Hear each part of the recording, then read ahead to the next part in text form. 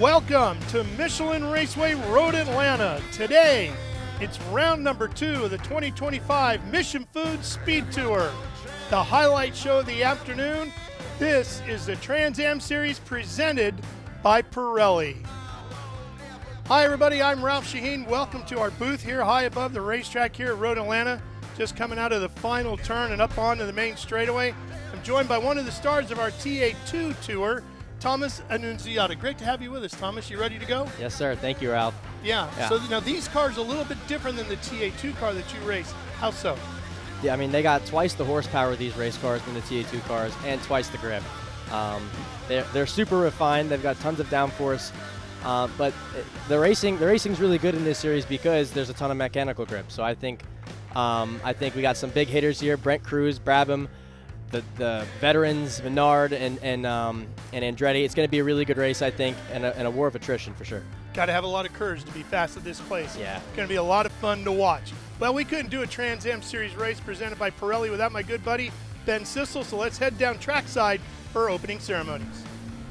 Well, ladies and gentlemen, so excited to be here on the grid for the fan walk at the Mission Foods Road Atlanta Speed Tour. Right now, we've got this is more of our GT classes, but the first one I want to introduce in this beautiful blue Camaro, the number 64 with the gold outlines, Rob Dickey, our lone GT1 competitor. We started this GT1 here in 2025.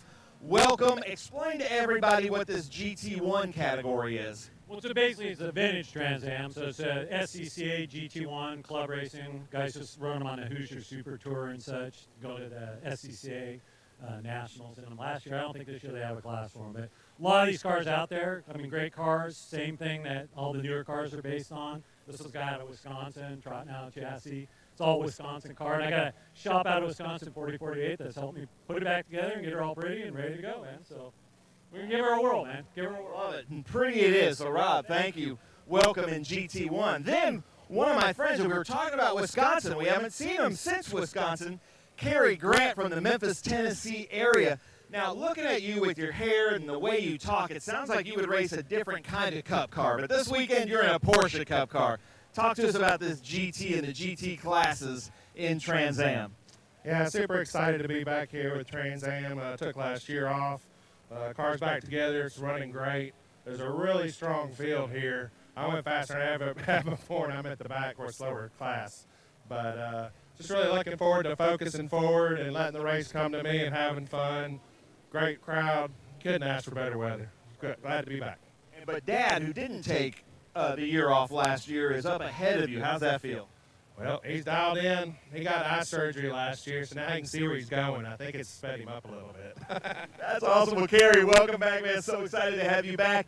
Milton Grant, his dad, is up here in this Porsche. But our GT champion from last year, Chris Coffey, back with us here at the Mission Foods Road Atlanta Speed Tour. Coffey, how's it feel? You're back here in this beautiful Maserati. Oh, man, it feels great. I mean, I absolutely love running with Trans Am, and these GT4 cars are a perfect fit here, and you can run an older car or a current car. It doesn't matter, and I just love the competition, and I'm really looking forward to this race.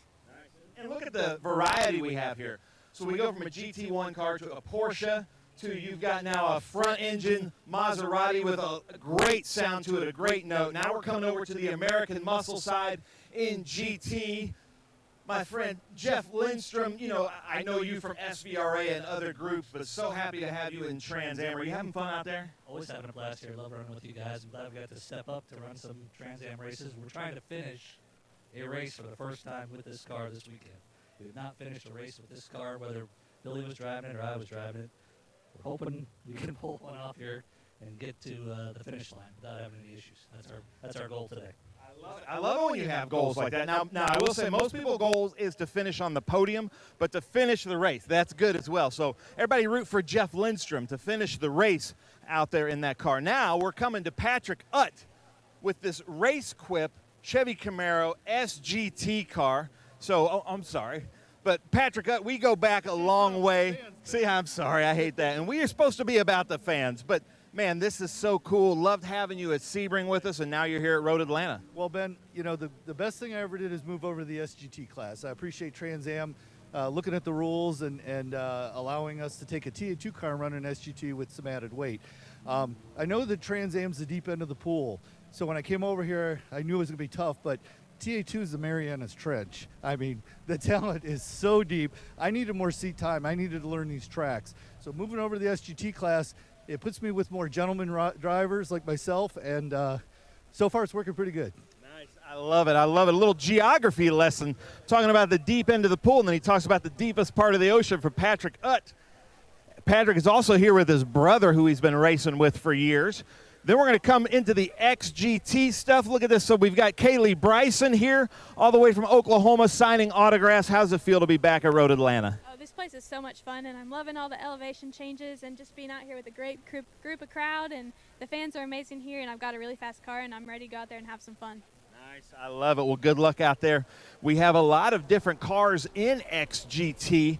Josh Carlson over here, fastest, I believe, in SGT. And we were talking earlier, so Josh was in this same car all last year doing really well, but you get it to be blue, and all of a sudden you're a little bit faster. I think blue's my color. I mean, we got pole and 1 at Sebring, and now we're on pole here at Road Atlanta, so I think it's good luck for us. Nice. And how do you like Road Atlanta so far? It's one of my favorite tracks. It seems to favor my car a little bit more with a lot of the long straightaways, can stretch my legs in my car a little bit, and yeah. I love it. With Josh Carlson out there. Well, hold on. We got Milton coming back. I was giving Kerry a hard time because you started in front of Kerry. So we've got a lot of grants here this weekend and in this race. But I know that you and Kerry, your son, kind of have a little battle. So does it feel good to be starting this far up front from him? Yeah, of course, he hadn't raced in a year. And so he's got up speed real quick. So we'll see how it goes in the race. That's another story. I love it. Well, Milton Grant, good luck out there. Great to have the Grants here with us. Now we're going to come up here to the XGT guys. I see Billy Griffin over here. Let's see if we can see Danny Lowry. Here he is, right here. Danny Lowry talking to our COO, Michael Printup. I'm gonna have to come in here and interrupt, though, guys. We're live. We're just talking how he's going to win. Yo, that's good. Talking strategy. Yeah, we know that. So Danny Lowry in this beautiful car, but I want to start off, and I'm sure, Michael, you would echo this. Just thank you to you and your family, Bridge Hall Bennett, for all the support you guys have given us over the years. Such a great company to work with. Love watching what you guys are doing in other series and Xfinity. But I will say, as far as I know, we're going to keep using Bennett Bridge Hall as our moving logistics trucking company. So thank you for that. But now you're here with your friend and competitor, Billy Griffin. You want to get ahead of him. Tell us your strategy. Well, Billy and I qualified 200ths apart. So, of course, I was in front and he was behind, which is the way it should be. But anyway, we're starting side by side. It's really us against everyone else. The goal here is to get through turn 3 clean. Once you get through turn 3, it's game on. So we're going to try to take care of business through turn 3. Now, at Sebring just a month ago, Billy was on the podium, and he admitted to some contact with you, and it was good to see that you guys are still friends. Right. Yeah, Billy actually hit me on the restart and knocked me out of the groove. I lost 8 spots on the late restart, but it's all good. It's racing. I might get a chance to return the favor today. You never know. Watch out for that. Watch out for that. All right, so now we got to go talk to Billy because he just laid some smack down. So Billy Griffin over here, and if you know Billy Griffin, ex-cop, he's a built dude, somebody you don't want to get angry. And then Danny Lowry's over there laying down the smack. Did you hear that? Oh, I didn't hear him, no. What did he say? Anything fun? He said, well, I might have to return the favor of that contact at Sebring. He already did in the paddock. He rear-ended me, backed into me on the paddock earlier. So I hope we don't have any contact today. It gets expensive when we hit each other, so let's try to avoid that, right? Yeah, just the headlight assembly alone. Oh, yeah. No, I don't even think I could afford it, so let's see what happens, Very exciting to drive it, so this car is an amazing car to drive. I can't appreciate Danny so much for letting me be able to do this. It's really a wonderful opportunity. And I love the Griffin on the hood for Billy Griffin, Griffin Motorsports, but this is Extreme GT. We've got one more Extreme GT up here to talk to, which is Paul Tracy. The Paul Tracy, this is his car, the IRC car. I was speaking to some of the people with IRC. There are 2 of these right now in America, but right now this weekend there are 5 racing in different countries. And Paul Tracy, this IRC, What a really cool car. You were explaining it to me yesterday, but explain to everybody out there how you describe this car. Well, this car is basically, it's based around a V8 supercar in Australia, but a much cheaper version of that. It's got a production LS3 motor in it, cheaper gearbox, cheaper components. So, you know, it'll run with these GT3 cars. And it's a really quick car, but runs at a much lower operating cost, which makes it great for guys who are gentleman drivers, guys that want to go to the track. You know, you go try to do an engine build on one of these Porsche Cup cars or Mercedes GT3 or a Lamborghini, it's big bucks, right? So, you know, this motor in this car is a $20,000 crate motor from GM. So it's a fast car, cheap to run. So are you calling yourself a gentleman driver? I don't think anybody in the world would call Paul Tracy a gentleman driver. I don't know. I'm pretty old now. I was just talking to Brabs, and he's, you know, I'm 56 now, and he's in his 20s, so I'm like half his age, or he's half my age. Yeah, but you're still that aggressive Paul Tracy that we all know and love, right? I'm going to try. We've got a long race. This is going to be a long race. This car actually doesn't have that big of a fuel cell, so if it goes green the whole way, we're going to be a little bit marginal on fuel. So we're hoping for a little bit of yellow.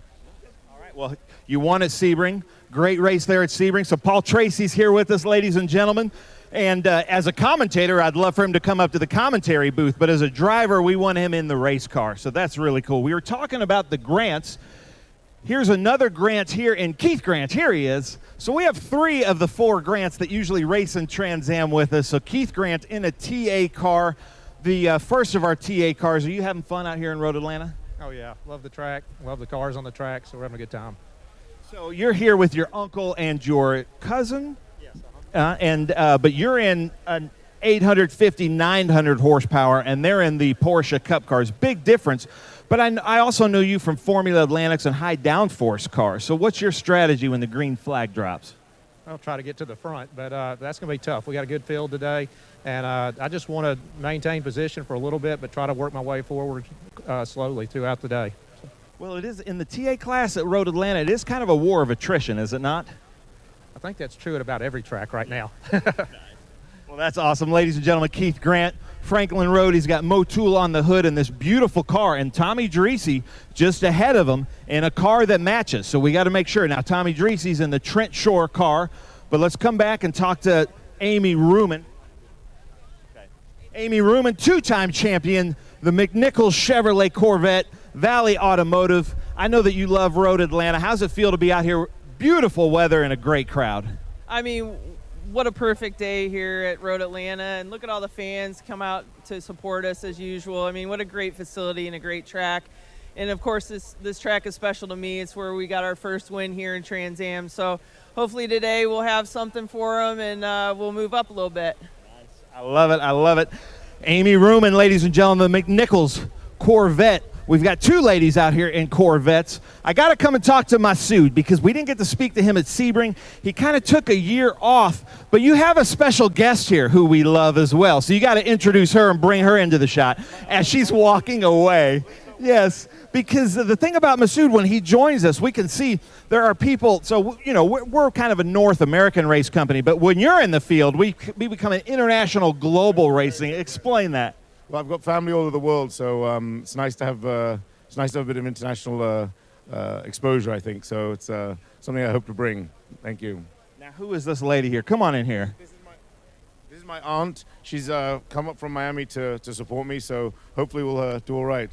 And you've been talking about your aunt for quite a while. I think we even exchanged some comments on YouTube, so you're a big fan. Is that correct? Oh, yes, a big fan. I am, truly. Sincerely, I'm a big racing fan, especially of my nephew. Nice, yeah. So you're rooting for him today, right? Definitely. I hope so. Always, yes.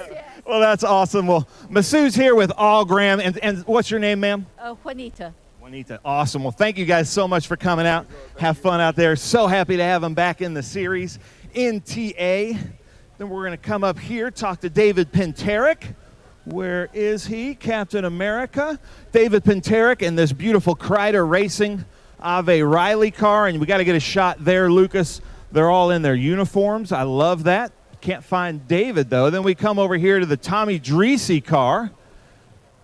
Tommy Dreese is nowhere to be found. But here, we're going to do a little special thing here.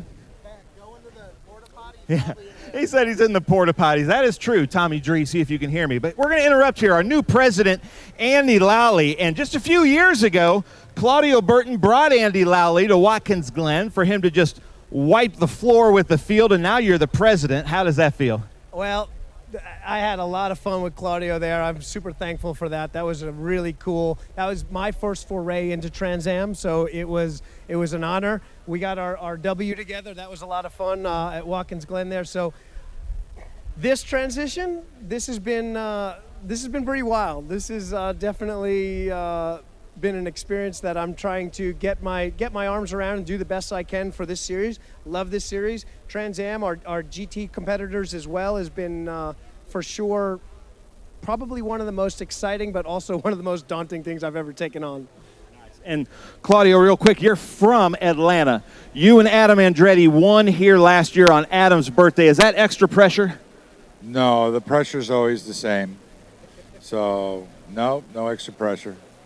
Man, somebody check Claudio's pulse. You're not even, my heart's racing. I'm nervous. You're just over there like, no big deal. We're just racing crazy cars out there here at Road Atlanta. Let's try to talk to, here we go. Look at this, some legends. We have a Brabham and an Andretti on the wall talking through here. Matt Brabham, always one of our fastest TA competitors. How's it feel to be at Road Atlanta? Oh, it's always great to be back here. A lot of history here. The track is awesome, and these cars, it's really fast, it's flowing, and a lot of blind corners. So, I mean, it's going to be a lot of fun. Nice. How about that? And then Adam Andretti. I mean, this is some royalty right here, ladies and gentlemen. Back here in Top Liner, extra pressure. You won here last year on your birthday. How's that feel? Extra pressure? No, come on now. No extra pressure. Not when you're an Andretti. There's always pressure, and the pressure is a privilege, honestly, and we're blessed to be here to represent Top Liner in this Chevrolet Camaro. It's going to be a good day today. The weather couldn't be better. The fans have come out. We're actually, entertaining some youth here, and it's just a very blessed day. So looking forward to a good one for you fans at home, and all the fans showed up here. Thank you. We're going to have fun. Nice. I love it. Well, let's come out here in the middle because look at all these great fans. We've got Adam Andretti up here. We've got Paul Menard, the Paul Menard. We got Matty Brabham up here, and then in first place is our TA2 champion from just a few years ago, Brent Cruz. We're going to talk to Brent Cruz here in a little bit, but right now I'm going to send it up to Ralph in the booth. All right, Ben, thanks. Looks like it's a lot of fun down there on the grid as we're getting ready to go racing. All right, welcome to all of you that are watching right now live on YouTube. Stay right where you are. At the bottom of the hour, we're going to flip the switch, and all of our fans watching live on Speed Sport 1 will be joining the broadcast. So for now, just hang right where you are. We'll be right back with our Speed Sport 1 friends as well.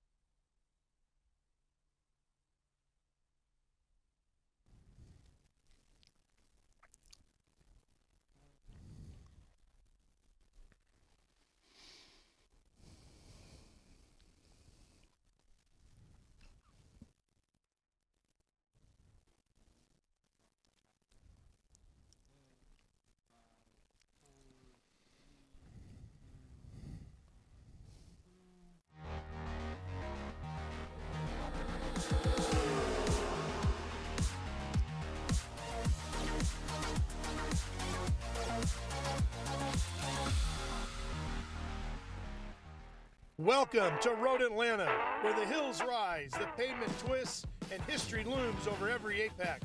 Since 1972, this track has been a proving ground for the fearless. And today, the warriors of the Trans Am Series are back to take it on. Paul Menard stamped his authority at Sebring to start the 2025 season. He started the same way last year and won the championship. Could it be deja vu all over again? And in the TA2 class, more history is being made as Toyota joins the fight with two Camrys rolling onto the grid, ready to shake things up in the muscle car hierarchy. The drivers aren't just battling each other today, they'll be fighting the track, the ever-changing elevation and blustery winds that'll push them and their machines to the limit. Speed, precision, no second chances. There's beauty in these Georgia hills, but if you don't stay locked in, you'll be nothing more than a part of the scenery. It's been a long month away, but we're back at it in the ATL as we go for round 2 of the Trans Am Series presented by Pirelli.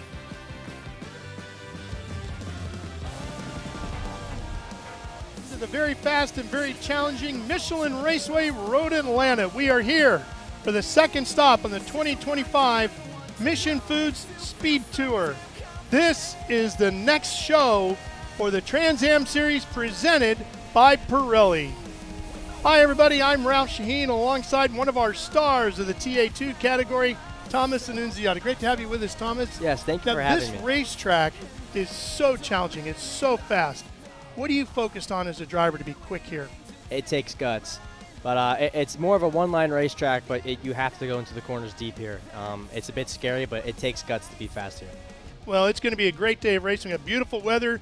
Should be about mid-60s, but we do have a wind blowing. And, of course, joining us on our broadcast is our good buddy Ben Sissel, who's ready to get going with opening ceremonies. Well, ladies and gentlemen, we're here at the front of the grid. We've got Brent Cruz on the pole. Right next to him is Matty Brabham. But right now, I'm going to give it over to my friend Marvin Gray for the invocation. Let us pray. Lord, we thank you for the opportunity to be here in the beauty of your creation. You are such a great and awesome God. Now we pray your blessing on all those a part of the event today, for the drivers, the crew, the officials, the safety workers. And thank you for our fans. May your blessing be upon our fans. And now we thank you for our troops and our safety forces that protect us. We pray that you bring an end to the fighting in Ukraine and Gaza. And we thank you that we got our astronauts home safe. In your name we pray, Jesus. Amen. Amen. Marvin, thank you so much. If we can get a shot here, this is beautiful.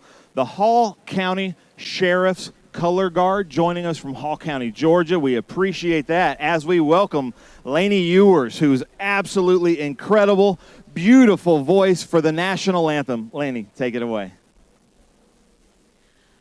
Oh, say, can you see by the dawn's early light what so proudly we hailed at the twilight's last gleaming, whose broad stripes and bright stars through the perilous fight o'er the ramparts we watched were so gallantly streaming, and the rockets' red glare, the bombs bursting in air, gave proof through the night that our flag was still there.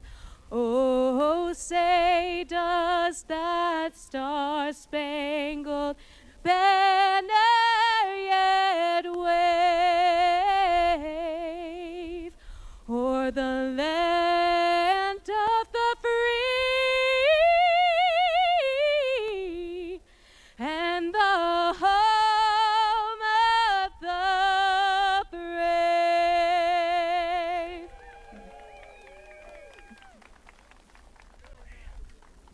All right, well done, Lainey. Nice job. Beautiful day here, as we said, Thomas.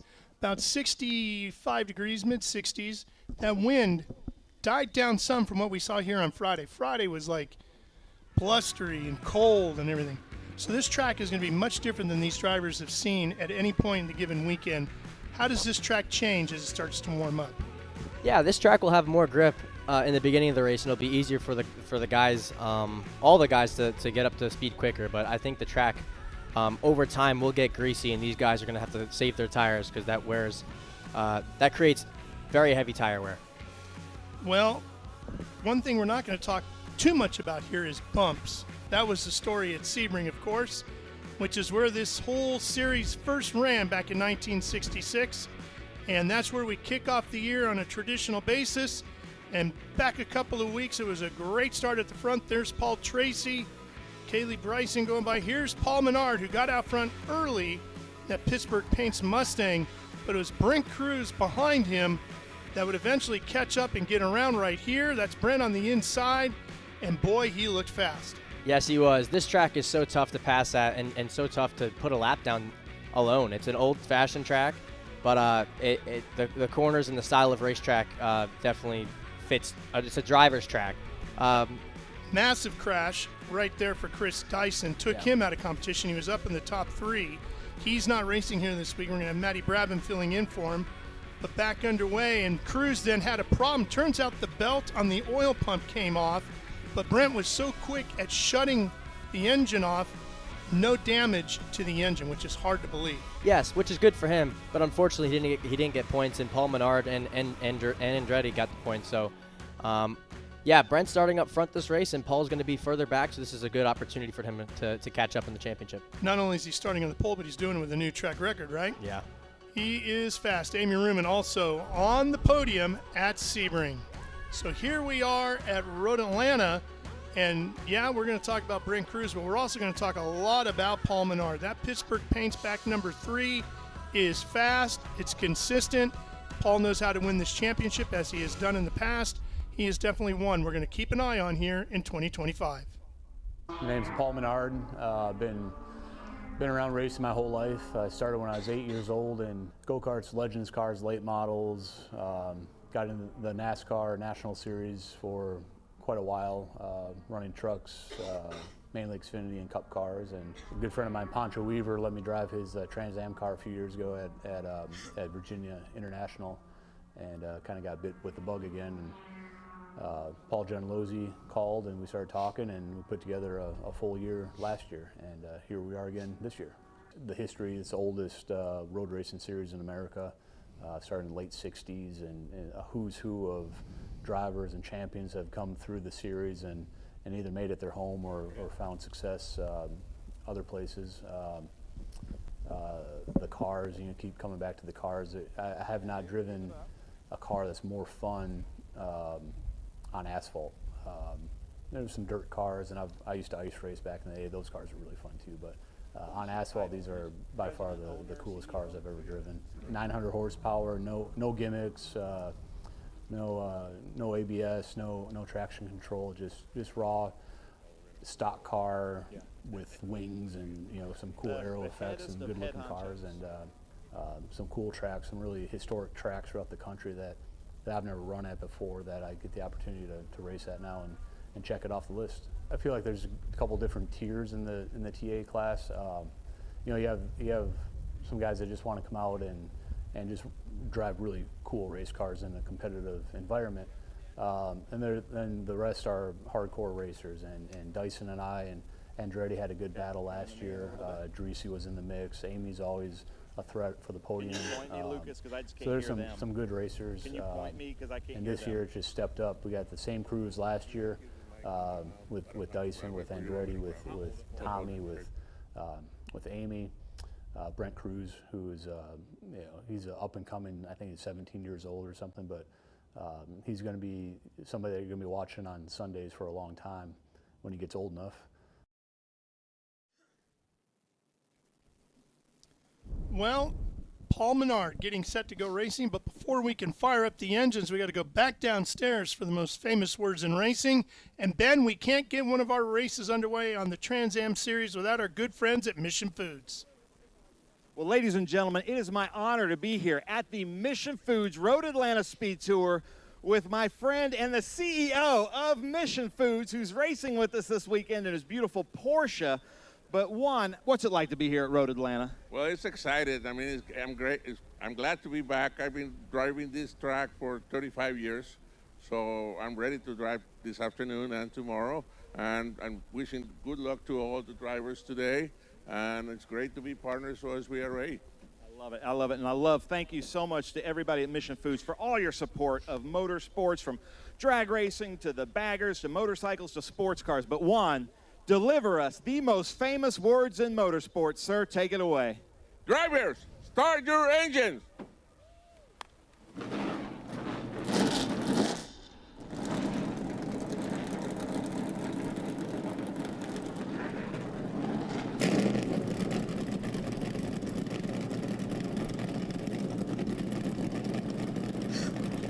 Those massive 900 horsepower V8s coming to life. Pretty soon they belching flames all around this 2.54 mile twisting, turning North Georgia road course. As we look at Brent Cruz's car here, and that's Matty Brabham over to the right, and the Jim Wee number 16, Chris Dyson's machine. Andretti behind Cruz, and then behind Brabham is Paul Menard. As we look back through the field. Yeah, I think it's going to be a dogfight. I don't think Brent Cruz, I believe he's the favorite because he's on pole, but I think Jack Brabham's going to give him a run for his money. And then you can't count out the veterans behind, Paul Menard and Andretti. Paul Menard dominated the season last year. This is, honestly, you don't see this much from Paul Menard not being on the front row, but I don't think anyone's going to get away with this easily. Yeah, not only is Paul having to worry about Brent Cruz here today, but then Matty Brabham sitting right there in front of him adds another twist to it. Not that Chris Dyson would be any slower necessarily. No, I don't believe these points count towards Dyson, so I don't think he has to worry about Brabham too much this race. I think his main goal is to get ahead of Brent Cruz and keep him honest, but I think it's still going to be a dogfight up front because Brabham's not in the championship. He's got nothing to lose. Right. He wants to win. Right. He's looking for a ride for next year. Yes. Yes. Very talented. On board driver. here with Tommy Dreese in the Trent Shoring backed number 8. Tommy, a former champion of the series, working their way through the S's. This is one of my favorite parts of this racetrack, Thomas, watching everybody come through here. What's the compression like right through there? It's wild. So you go around the first couple S's at the top of the hill, and the car's super light. And then when you get to the bottom, you just suck to the ground. You can almost barely keep your head up at times, but it is super physical down there, and definitely one of the most iconic turns in all of motorsports. And then you come back up the hill here. Yeah. And here's where you're starting to tap the brakes going into that last corner we just saw. Then you're back on the throttle down this short chute to the far end at turns 6 and 7 before we find out just how much horsepower you got as you thunder down the back chutes. For sure. A lot of history at this racetrack and one of the most fun, almost like a roller coaster. Well, the field just warming up the brakes and those Pirelli tires as we get ready to go racing with the Trans Am Series presented by Pirelli. We're coming right back live on Speed Sport 1 to Road Atlanta.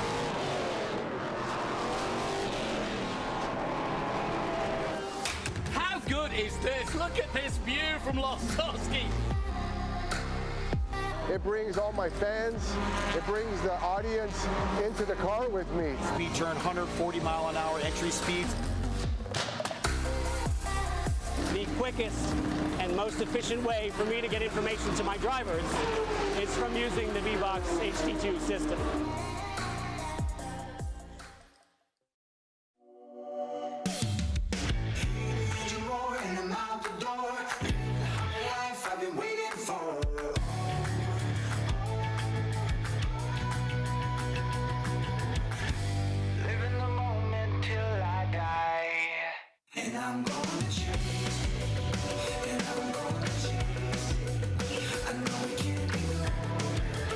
No matter how I try.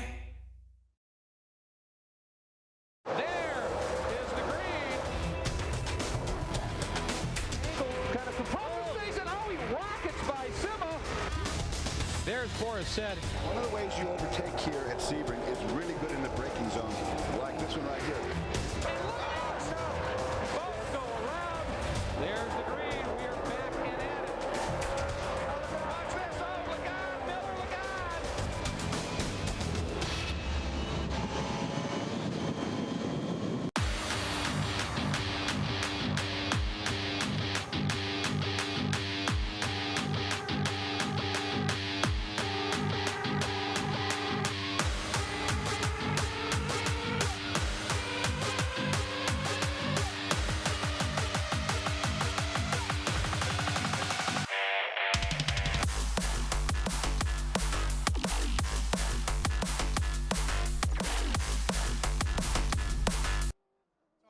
I love this racetrack, so challenging.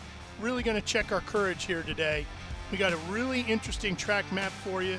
Beginning on the start straight here, 2.54 miles around. Take it away. Yeah, so you go into turn 1, an off camber, high load corner. You got to go hard into that corner.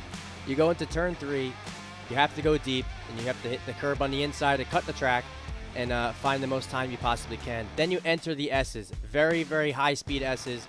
Car gets light on entry and then gets super high compression zones down the inside.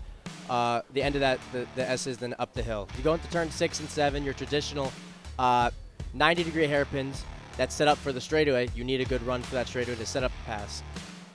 Yeah, you've got to get 7 right because we're going to find out, like we said, how much horsepower you got, how your arrow's working, because it's all the way down to Mission Foods turns 10A and B, and then the highest point on the racetrack right here, just coming under the bridge, 921 feet above the ocean, and then downhill super fast into turn 12 and back out onto that front straightaway.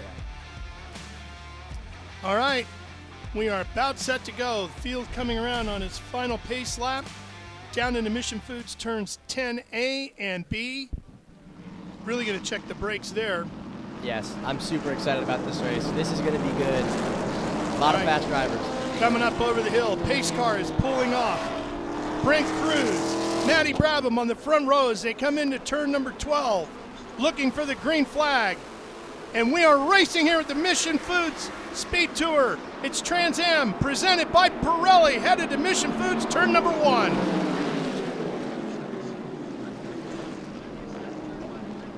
Looks like a good start for Brent Cruz. Yeah, Cruz right out front. Jumped on it early in that number 70. And it looks like Andretti followed him right through. Great start by Adam Andretti. He gets up into second. Then it's going to be Brabham and Dallenbach, or not Dallenbach, I should say, Paul Menard. Wally Dallenbach not here actually this weekend. The team has decided not to come back racing until mid-Ohio. That was an incredible move by Andretti. I don't even know where he came from. It didn't look like he had a great start. It looked like Brabham had a good start going around the outside of Brent. I don't know how he did that. That is wild. And then it looks like Dreesy, and then Amy Ruman, and then Grant after Dreesy. Yes, Brent Cruz out to a decent gap so far in lap 1. Let's see how his tires hold. If you push too hard here at this racetrack, you will lose time at the end of this race, which will allow for other race car drivers to attack you at the end of this. So Brent's got to be careful here, saving his tires. Andretti and Brabham, veterans of this sport, know what they're doing here. So let's see what Brent Cruz has. Thundering up underneath the bridge.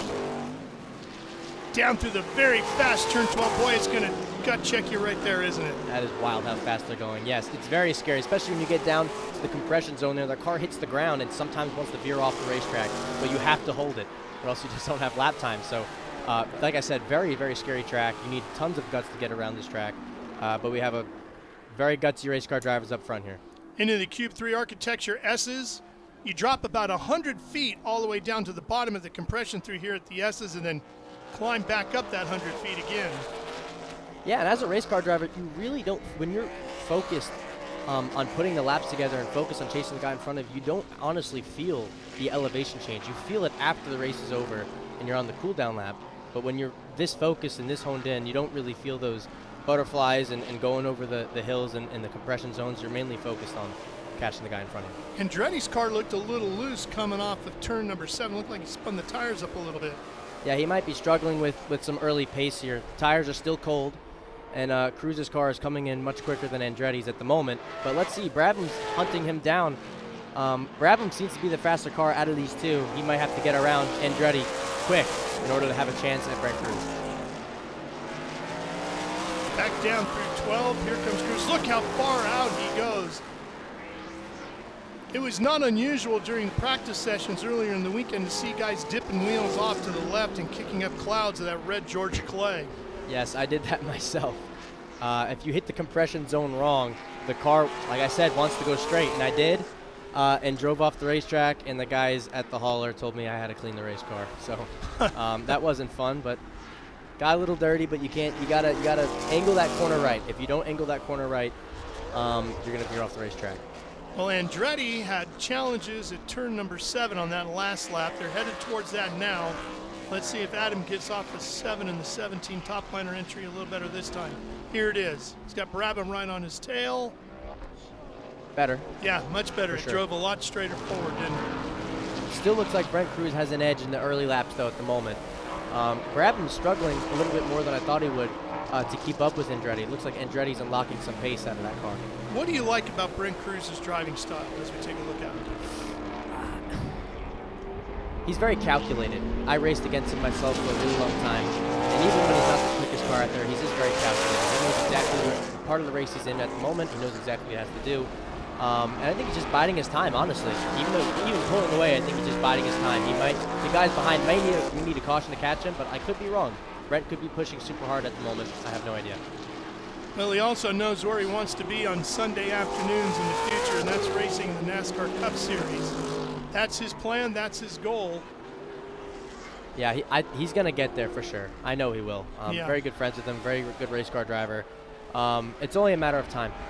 Yeah, age probably the only thing holding him back right now. You got to be a certain age to be able to go through certain stages of NASCAR race on certain size racetracks. For sure, for Brent sure. just 17, so he's not old enough yet. He's got to be 18 to get up on the 1.5 miles and so forth, and be there shortly. Yep. I mean, it's wild how young he is, because I'm young. I'm 19. I started racing cars at 16. Brent's been in cars since he was 12, 13 years old and has been going through the ranks since then. Yeah. So it's wild to think about. Sometimes you forget his age, but super, super talented kid, and he's going to go places. Keeping an eye on Matty Brabham, 170 plus miles an hour, 175 gives him 180 before he gets on the brakes at Mission Foods turn 10A. He really closed up on the brakes there. Adam looks like he's struggling with the rear. We can see really well from this angle. Brabham is definitely faster than Andretti. I don't know if he's going to be able to hold him off here, but Brabham needs to get around Andretti, in my opinion, in order to have a chance at Brent Cruz. Well, I'll tell you what, Matty also races in the Robbie Gordon Stadium Super Truck Series. I see him a few times a year in that. If there was a ramp on the front straightaway, I could tell you exactly where he would pass. It would be at mid-flight, as he's used to flying those things. For sure, those cars are wild. Brabham's been everywhere. He's been in the IMSA series. He's been in tons of different forms of sports cars, and he's just a super. Again, another super talented driver, a veteran of the sport. So I'm glad to see him back. Well, as Ben mentioned earlier, between the Andretti name and the Brabham name, you got racing royalty right there. That's it.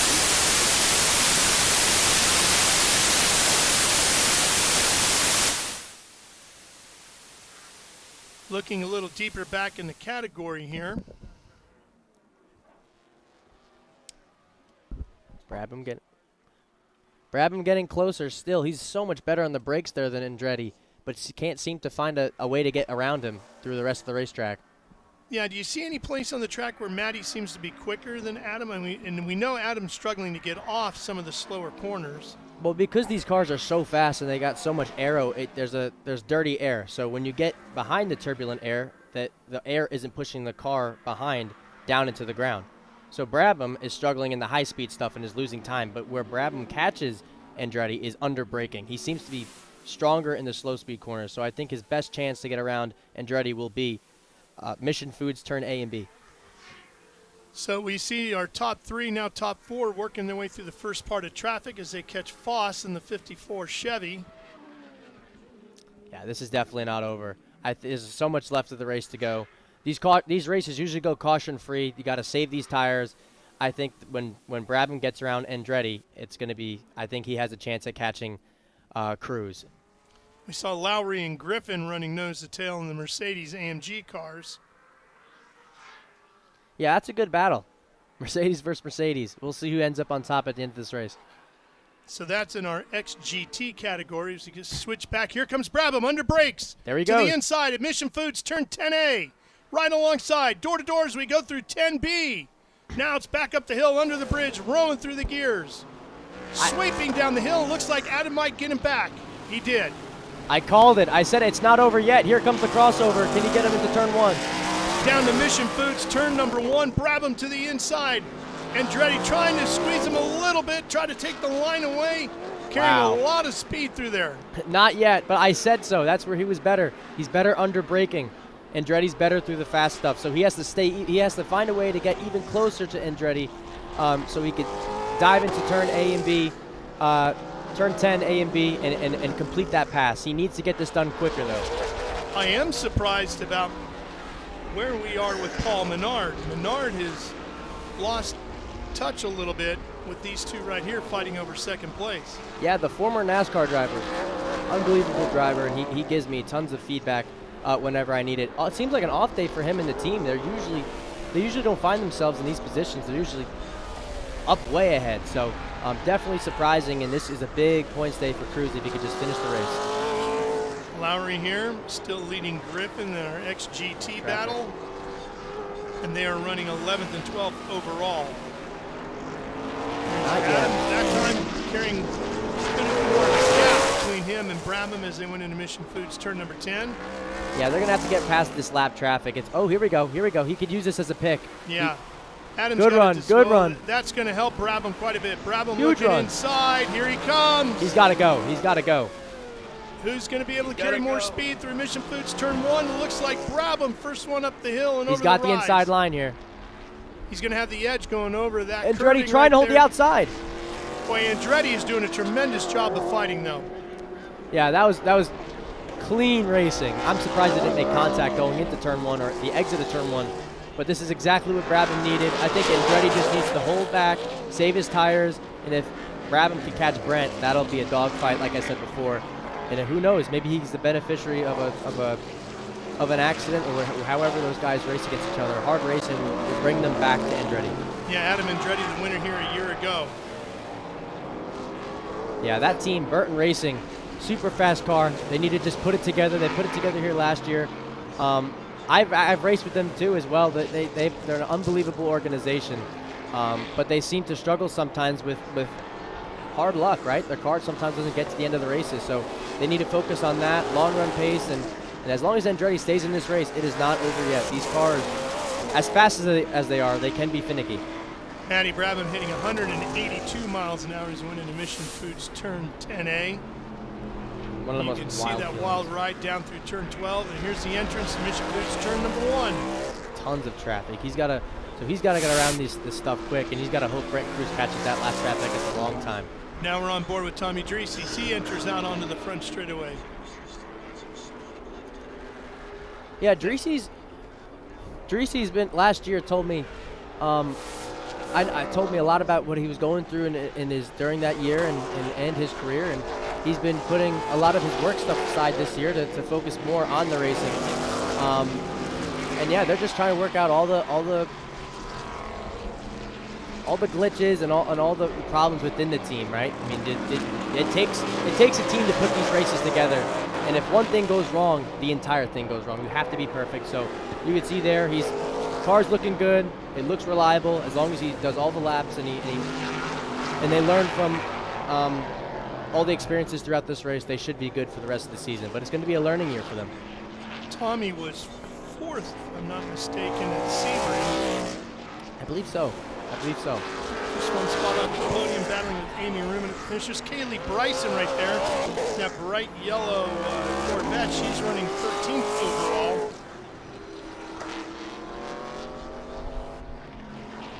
Kaylee is an XGT as well. 02, nice. So she's running in at least 3rd because Lowry and Griffin are in the top 2. Yeah, she's 3rd. Kaylee is 3rd. Those Dreesy cars coming towards you look mean. I They love sure that do. gold. The gold and black. Beautiful, beautiful car. Intimidating. And his teammate Grant in the 7. Tommy's in the 8. Grant in the 7. Looks like a strong lineup. Looks like they're very close in performance and in driver talent, right? So as long as they get up, whenever they have a really good weekend and they get to the front, they'll be a force to be reckoned with. Both of those guys. That's Pinteric in the patriotic red, white, and blue Mustang. He's in between the two, and he runs 6th overall. Yeah, he's in a Dreesy sandwich. Here's Brent Cruz, our race leader. He's on the binders. Mission Foods turns 10A and B. Now watch him roll back through the gears. That was interesting. He didn't touch 180 on that straightaway. I wonder if he was a little slower, wasn't he? I wonder if he has a high downforce package, which would make sense. If you have the pace, that'll help you save tires and keep the car on the ground and not slide around. So I asked him earlier today, I said, where are you making up your speed? And he goes, I really don't know. As we said, he broke the set a track record in qualifying, got the pole, but he didn't really have a firm grasp as to whether it was in terminal velocity or his corner speed. He said, one thing I'm pretty good at, he said, I think one of my strengths is exiting off the turns. So if he's getting off a 7 down here very good, that's going to help tremendously at this track. I agree. I mean, I've had his data before.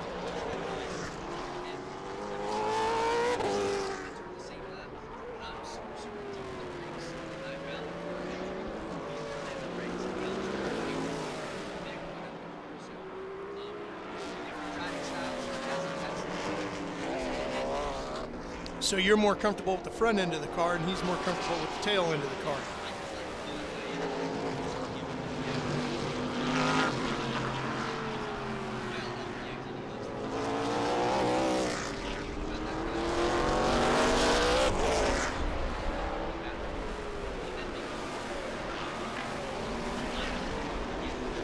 Well, it's working so far. He's got a 4-second lead over Matt Brabham right now. Yeah, he's cruising. I think Brabham's going to need him to start hitting traffic at the wrong time. He's got to get through that traffic even quicker. He might need a caution here, but let's see how his long run is. Here goes Masood in the 21. Menard has caught Andretti. Andretti is struggling with yeah. that long run. Pinteric is starting to push Tommy Dreesy a little bit there, going down into Mission Foods turn number 1. Yeah, he wants out of that. He's definitely got the pace, and if he could get out in front of Dreesy, he could definitely pull away. Look at this battle heating up though. Menard is hounding down on Andretti. That Dreesy Pinteric Grant battle is 5th, 6th, and 7th. This one here, Andretti and Menard, is our fight for 3rd. I don't know who I want to see finish last in that podium. Those two guys are great. Menard's going to need that podium spot to. I think I know the problem for Adam Andretti. We're being told he's got oil pressure issues. Anything he can do to combat that at all? I don't know. It's really hard as a driver, especially here when there's no relaxing here. You're always up on the wheel because this place is so scary, and you need to just get through that fear and keep the pedal down in order to be fast around here. So that's going to be difficult. But I was saying it before. They have such great race cars. They're so fast, but they need to figure out how to get the car to last the whole way. Even with that issue, he's still holding up series points leader Paul Menard. In fact, who is away. Also our reigning champion. Yes. No, this is good. I think Menard knows he needs to get this final spot in the podium to reduce the points gap, or at least reduce the damage that Brent Cruz is going to put on him here. Well, as they say, champions minimize the damage on their bad days, right? You don't have to win the championship necessarily every weekend by maximizing the points, but you have to at least minimize the damage when you can't. And that's what Paul's trying to do here today. For sure, and that comes with experience. For example, I mean, my first Trans Am series year, my rookie year, I had the speed to win a lot of races. I was fast, but I didn't always put it together. I just put it in the wall sometimes. You drive off the racetrack, you push too hard. You got to be there at the end, and you got to be there for every race. You got to collect every point. If it's a 4th place car, finish 4th, or outperform the car and do better. But you can't take yourself out of these races. Menard has gotten around Adam Andretti. The Pittsburgh Paints number 3 has gotten around the top liner number 17. Now let's see if Menard can pull away. That's and there is Brent Cruz, our race leader. Cruz is cruising away. Brabham only 1/10 behind that lap. It looks like the time look at closer. it. You can see. Looks like Menard got a little wide coming down the hill. And Andretti almost took advantage of that, was almost able to pull up alongside of him again. Yeah, he was looking. I'm a bit confused with that. It looks like Andretti's car is struggling at some parts of the racetrack, but then comes alive again. Because Andretti is quicker than Menard this whole race as of right now. Like you see right there, he lost a ton of time. It looks like he's having issues in certain parts of the racetrack, which is hindering his performance. And Menard's using up a lot more of the racetrack, isn't he? Yeah, he's trying. He doesn't have the speed. He's doing everything he can and using all the racetrack to try to get as far away as possible. But he's putting together a solid race for what he's got. Yeah, Paul did win the season opener at Sebring, but he had lost the lead to Brent Cruz, as you saw the highlights at the beginning of the show. And Cruz had pretty much walked away from him. And then he had the oil belt problems. This season almost reminds me of Lewis Hamilton and Max Verstappen in 2021. You got the veteran, the champion, Menard, looking for his second consecutive championship in this series. And then you got the young gun, Brent Cruz, who's out there trying to prove himself. It's going to be interesting, but it does look like, as of right now, the youth. Oh, there's Brent. Oh, my he looks gosh. like he's slowing. Not again. Oh, my gosh. 2 races in a row. Are you kidding me? Brent Cruz, the fastest car by a long shot, finds himself slowing to a stop. Was that the entrance to Mission Foods Turn 1? Yes. Yes. That's heartbreaking. That's heartbreaking. No. Oh my gosh. I mean, that's perfect if you're Paul Menard, but that's not the way you want to win these races. No. I feel for him. Commentators curse? Could be. I'm Just going to put talking it good. on you. Yeah. Man. Cruz had a 2.5 second lead or more, and that vaporizes in an instant. Not sure if we're going to get a yellow here, but Brabham is now the new leader. Menard running a second off pace, I believe, at the moment. He's got to do the best he can to find pace in that car, because at the moment he has nothing for Brabham. Well, and we really didn't get to see exactly what Brabham's car is capable of at Sebring, because Chris Dyson, who was driving it then for his second year in a row, had a terrible crash there, which knocked him out of competition this weekend. He's here, he's feeling okay, he's just a little sore, so we expect to see him back behind the wheel at our next stop at the Trans Am Series presented by Pirelli at Sonoma Raceway out in the wine country, end of April. For sure. That's a smart move by him, too. I mean, it doesn't make sense to continue to hurt yourself out there. No, it's a long championship. There's no point. It's a long championship, and there's a lot of points to be gained. So as long as he gets himself back to 100%, he'll be back, no doubt, and be driving at 100%. Yeah, and he's capable of winning anywhere, any weekend. For sure. For sure. You see sparks showering out of the bottom of Menard's car as he gets up on some of those rumble strips. Let's see if we can figure out what happened to Brent Cruz. We're going to go on board here. Just keep an eye on him as a driver, Thomas, and let's see what he starts flipping switches and stuff. Wow. It's hard to tell down there. Oh. It looks electric. It looks like we have an electrical issue. What makes you say that? I'm pretty sure I saw a wire loose. Oh. Something disconnected in that interior. I could be wrong. Hard to see from this angle, but He looked like he was turning this knob right here, just to the right. Something went across the dash, near the windshield, went across the dash.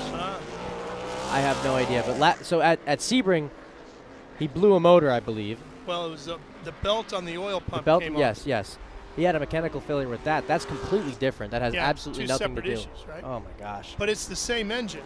Yes. Even though they didn't have any, even though he had the issue with the belt and the oil pump, he was able to shut the engine off right away, going into Mission Foods turn number 7 there, and salvaged the engine. That's heartbreaking. I mean, those things you really want to happen during practice, and you really question yourself why. I mean, you're there the whole weekend. You do all 3 practice sessions. You're there in qualifying, and that's when you push the car at it to its most, to its farthest level. And then, oh, we have an issue over here. Oh boy, one of the Porsches Porsches turned around coming out of 7. If he does not get that going, That could be the yellow that you're looking for. That's the 55 of Grant. Menard needed that yellow. Hey, we'll see. We'll see. It doesn't look like he's moving at the moment. Here's Brabham coming into some of the slower traffic. He's got 49 in front of him here. That's Utt. Patrick Utt in SGT. He gets around Utt to the inside. It's the gap to Menard, 11 seconds. Yeah, Menard's just struggling with pace here. But it's going to be another big points day for him because Brabham he doesn't have to worry about.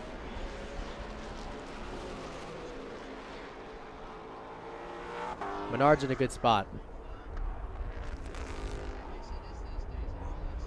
Yeah, anyway, as I was saying before, it sucks when that stuff happens and you really question why life is the way it is sometimes.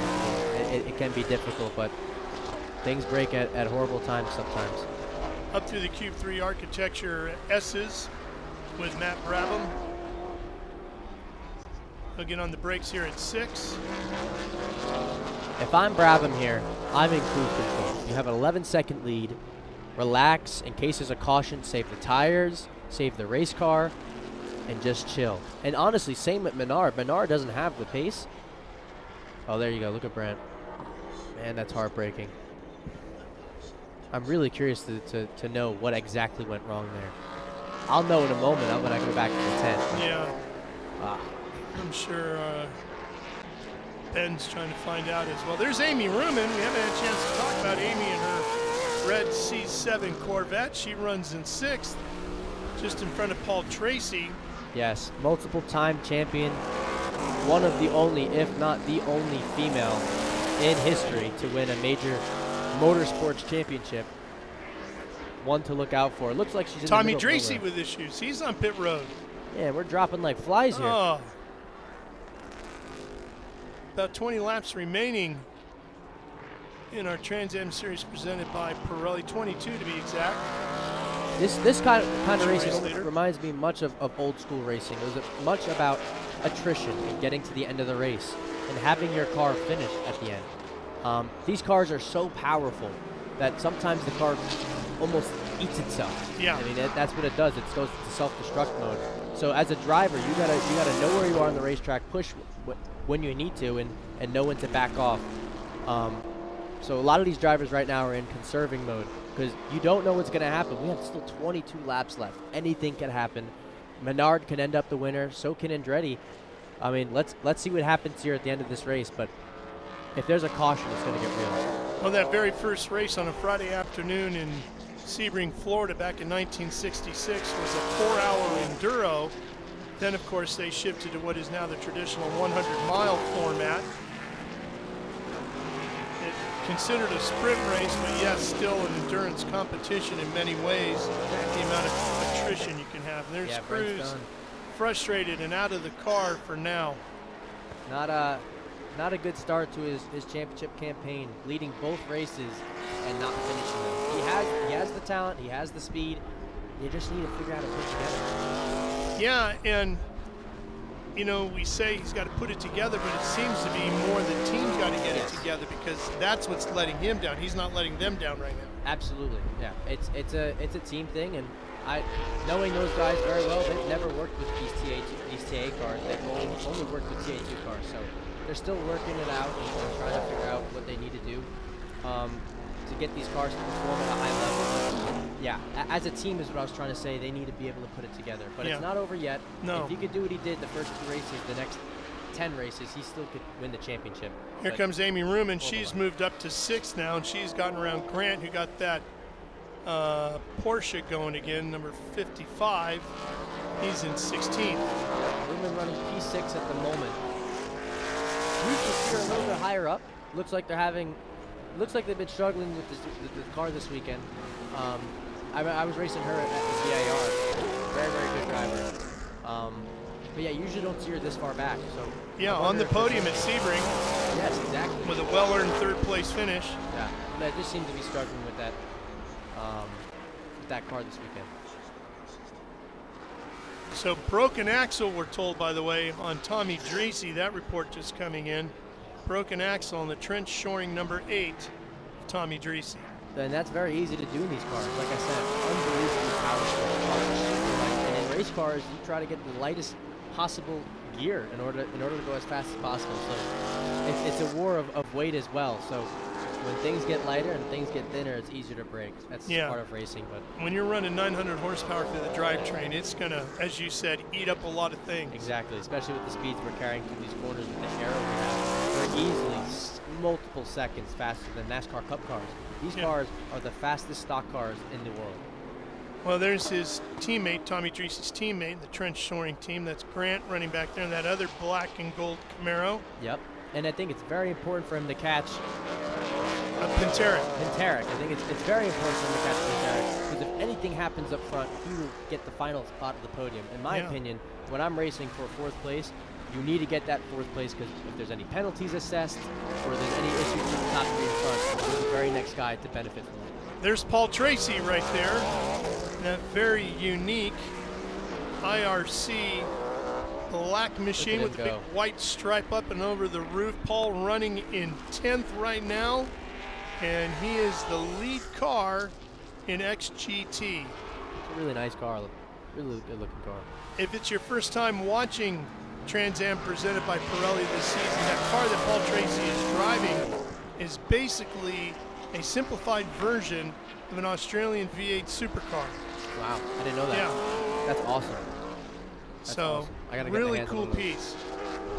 Not sure how many times, right now, I'm talking to Paul yesterday, they're not committed to the full season, but if they continue to win like they did at Sebring and Mike you here, that might encourage more money to flow. Of course. You go on to the next race, Listen, which would be Sonoma Raceway. At the end of the day, winning solves everything. You could have the look, you could have the money, you could have the social media following, you can have all that, but at the end of the day, if you're not winning, you're not going to get very far. Let's find out what happened to Tommy Dreese. Here's Ben. All right, I'm here with a very aggravated Tommy Dreese. As you can see, his car looks amazing. The Trent Shoring Company celebrating 50 years, Dreese Motorsports, but I can tell by your body language, Tommy, you're aggravated. Yeah, we broke an axle. It's the second one this weekend. And we got to talk to the manufacturer. This axles are not a big deal if they're made right. And there used to be a guy that went out of business. We never had problems with him, so we got to resurrect that guy. But just got it for the team. They all worked so hard and for something, brand new axles, twice this weekend. So pretty gutted, and it's a blow to the points. I could do 19s, but the lead guys went off, so I just figured, you know what? They'll come back. They're going to burn their cars down. Maybe a full course yellow. We were 4th place, just waiting for a podium. Go attack 1, maybe 2. So got it for the Trent Shoring folks. Tom Malloy, all the family, Motul. Thank you very much. Lacey, Jagger, Elin, I'm okay. Sorry about that, Tommy. Back up to you guys in the booth. Yeah, tough to see Tommy, that Trent Shoring Motul, back number 8. Such a pretty car. Solid team. Had a great run to a 4th place finish at Sebring. He was thinking championship fight all the way through like he's done so many years in the past. But pieces and parts just didn't stay with him. Yeah, I mean, these championships are won. Reliability. You have to be there. As you see Paul Menard dip a wheel there, he's pushing. But yeah, you need to be there at the end of every race and take advantage of all problems. And it's unfortunate to see. Like I said, he put the work aside to focus more on the racing.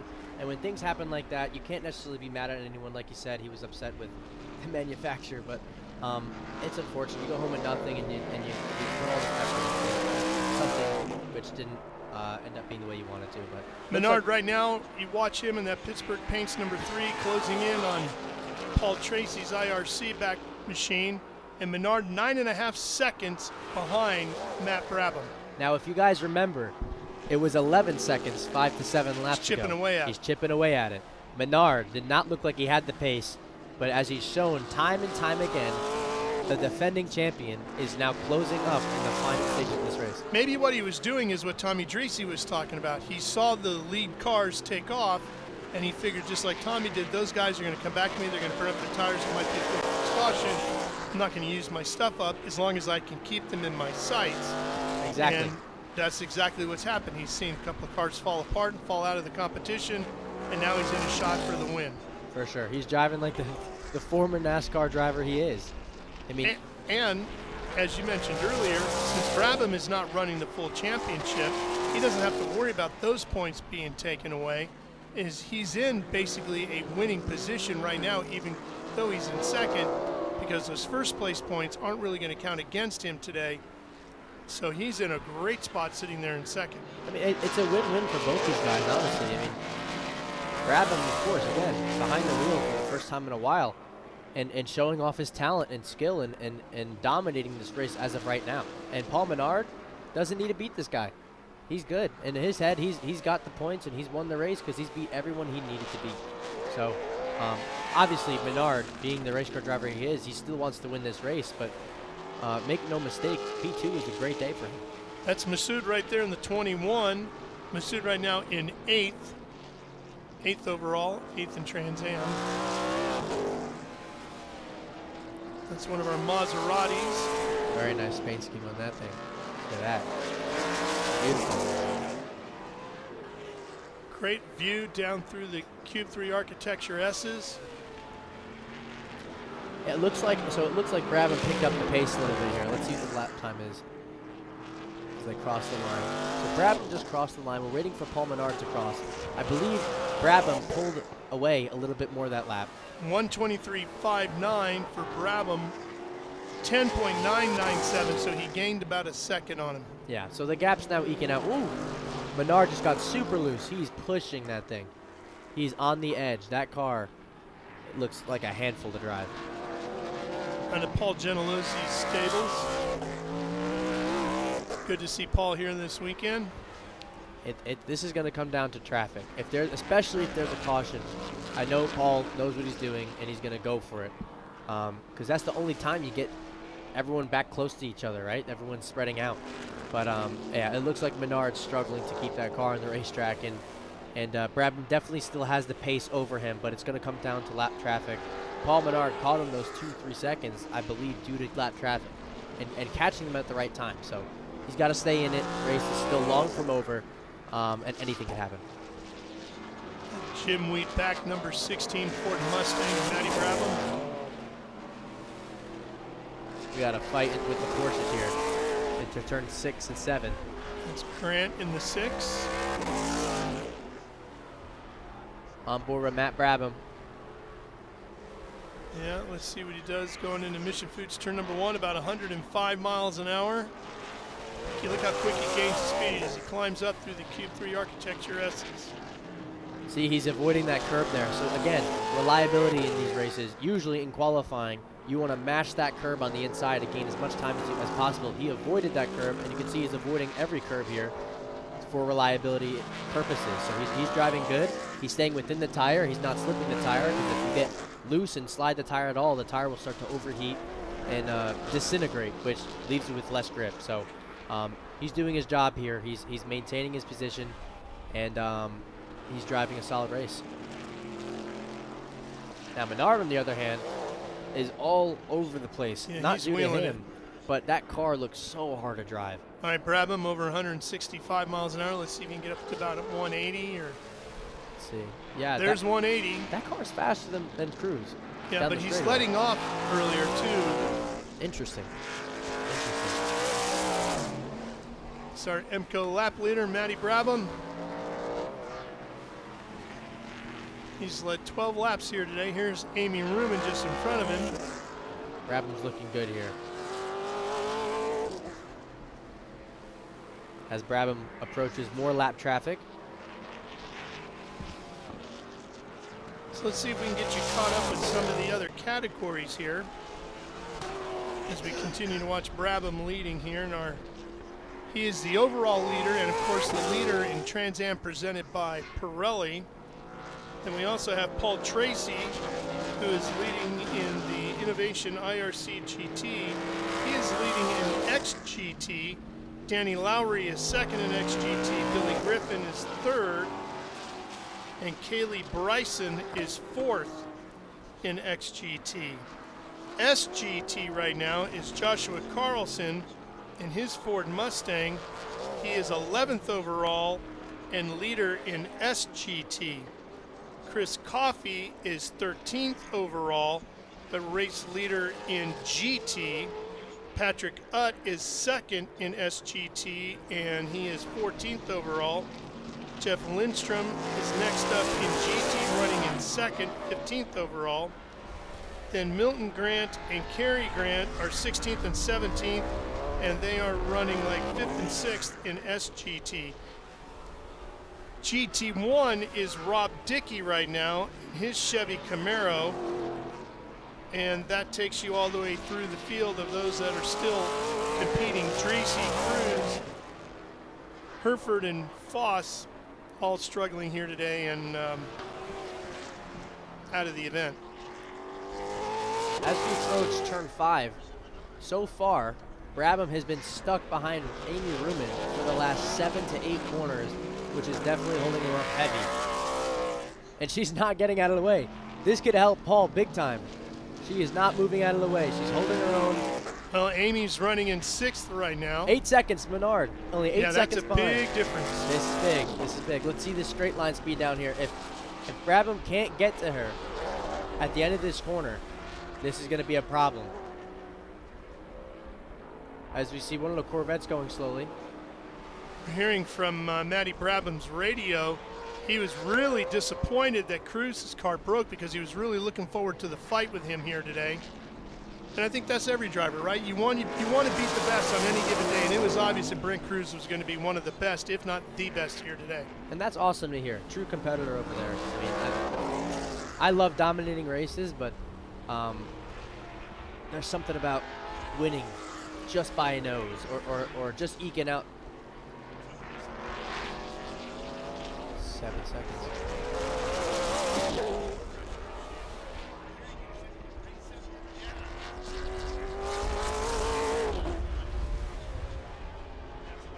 Andretti just went 7/10 quicker than our leader Brabham, and over a second.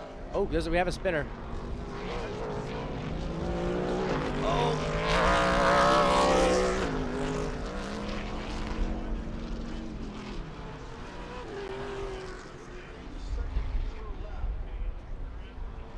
He looks like he'll be fine, but Andretti much quicker than Brabham, and again Menard. Oh, we got another one off. Grant. They were running in what, 5th and 6th position up in there. Terrible day for Dreesy Motorsports. What was looking so promising. Yeah. Unbelievable. This might be a safety car. It could be, because he is definitely in a dangerous position. This could be a yellow. This could be big stuff for Menard and Andretti. And is that a double yellow? Could be huge for Andretti, who's basically double yellow. Double yellow. There it is. This race got just got super good, ladies. Andretti was 22.5 seconds back, and that gap is now just gone. Disappeared. Evaporated. This is important, and it's going to be it's probably going to be a 7 to 6 lap dash to the finish, with 10 laps to go at the moment to clean up the race car. To clean up the racetrack. It's going to be good.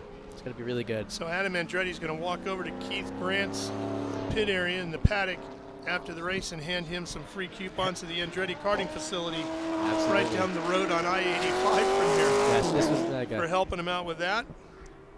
Andretti being last year's winner. Yep. Can he birthday. do a two-peat?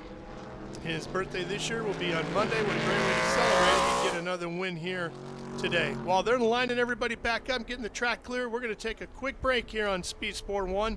Stay with us. We'll be right back for more Trans Am presented by Pirelli. How good is this? Look at this view from Lostowski. It brings all my fans, it brings the audience into the car with me. Speed turn 140 mile an hour entry speeds. The quickest and most efficient way for me to get information to my drivers is from using the V-Box HD2 system.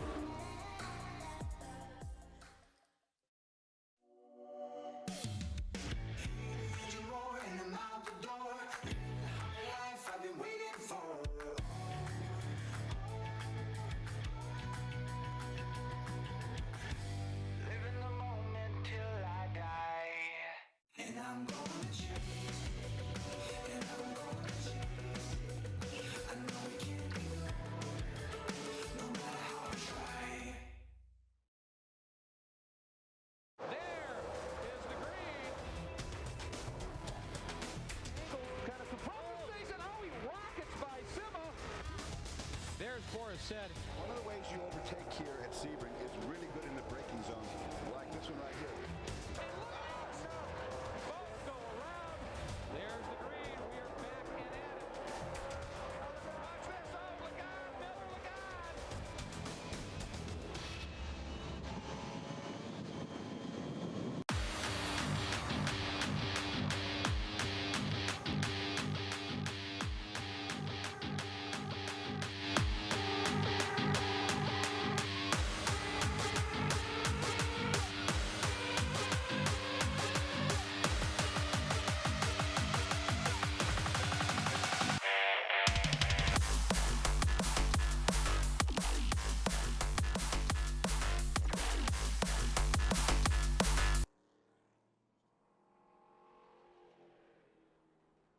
Trans Am Series presented by Pirelli in action. Unfortunately, we were hoping to see Chris Dyson racing here today in his Jimweed-backed Mustang, but he had a big crash at Sebring. Decided to sit this one out, but Ben Sissel has found him on the pit road. I'm here in the pits with Chris Dyson, and we were just kind of laughing because I'm listening to race control as you are. Our pace car can't get going or can't get up to speed, which is crazy, but what a great race. And one thing, we'll talk about your situation in a bit, but your crew was telling me that, you know, Matty was on a tear trying to catch Brent Cruz, and when he heard Brent Cruz went out, he was so disappointed on the radio. It just shows kind of the competitive nature of racers. Speak to Matty Brabham, your friend. Well, you know, first of all, I'm so glad he's here to fill in for me. I knew that the 16 Jimweed car was going to be up front this weekend, and Matt put it right where it belongs. And, you know, yeah, he was going to hunt Brent down, I think. But it was going to be a good race, battle between two of the young up-and-comers. So, you know, but yeah, we're you know, no one wants to win by default. We all want to have a fight out there, and we want to put on a good show for the fans. Now, Chris, you had a heck of a wreck there at Sebring. So happy to see you get out of the car and everything was good, but I think, and I think our whole family in Trans Am agrees, you made a great decision, but please explain to everybody why you're not in the car, because my comments lit up on YouTube. Yeah, so just to put anything to bed, I'm doing okay, I'm feeling well, just wasn't feeling good enough to get back in the race car yet. You know, we had quite a big hit down in Sebring. We had a right front wheel come off the car and ended up in the fence pretty hard. At first, it didn't feel as bad as it was, and that certainly as bad as it was going to turn out to be as far as tightness. And I've been trying to get a lot of therapy. I busted my rear end to try to get here and be ready, but I gave myself until the end of last week to be kind of prepared, and we just weren't making enough progress. So I had to call on Matt to get him in the car, and my hope is I'll be able to start bearing load and stuff next week and get back in the gym and try to get fit for the West Coast. Well, Chris, a great decision. I applaud that decision. As a competitor, I know that's one of the toughest decisions to make, but thank you so much for coming out, bringing your team. You've got Matt Brabham out there, you've got Masood out there. So what's it like to be on this side of the wall during a race? Well, it's been a little while, but it's not unfamiliar. You know, we kind of wear whatever hat we have to, right? And we've got a race-winning team here, and I think the boys out there are putting on a great show. I'll be back behind the wheel hopefully pretty soon. Well, I hope to see you in Jimweed Winner's Circle. Nice job, Chris. Ralph, back up to you in the booth. All right, Ben, always good to see our buddy Chris Dyson here. Great racing family. His father, Rob, of course, driver in his own right. Yeah, it's good to see that he's here still supporting the team. I mean, he's hurt, and he has his reserve driver in the seat, if you want to call him that. But yeah, no, it's good to see him back and see that passion's there. And yeah. Awesome to see. And Chris is a very diverse driver, too. I mean, a lot of people don't really realize all the different things that Chris Dyson has competed in. I watched him wheel a USAC Silver Crown car around the Fairgrounds Mile at Indianapolis a few years back, and he was as good in that as he is in any of these Trans Am races where he's won the championship. Yeah, he's even competed in the NASCAR Xfinity Series. Yeah. He's quite the all wheel over man. the place. So it's awesome to see passion, and that's what we need in this sport to keep us going. So yep. Many years cool in IMSA prototype racing as well. Yep. No, very, very talented driver. And I raced against him last year, and I did my first TA race at COTA. Me and him had a battle for the lead. And unfortunately, at the end of the race, I had a mechanical issue, but we were going at it real hard for a really long time, and he gave me some pointers and tips. And he's kept me under his wing for a bit. So I think it's really cool. And his experience has definitely helped me get better as a race car driver. Paul Tracy is running 6th overall and leading XGT. He's going to be right behind Amy Ruman, who holds 5th. If you remember what they were saying before, and I've never seen this issue, the pace car can't hold the speed. That's what it looks like he's getting passed right now, the pace car. I'm not sure what's going on with Very that. confusing. Very rarely do you ever see an issue with the pace car. So that only adds more. It's just interesting what's going on. It only adds more odd situations to this race. Adds to the story, right? Yeah, I mean, so many cars have dropped out of this race due to either wrecking each other out or simply having mechanical issues, and now we have the pace car out. So I'm not sure what's going to happen here at the end.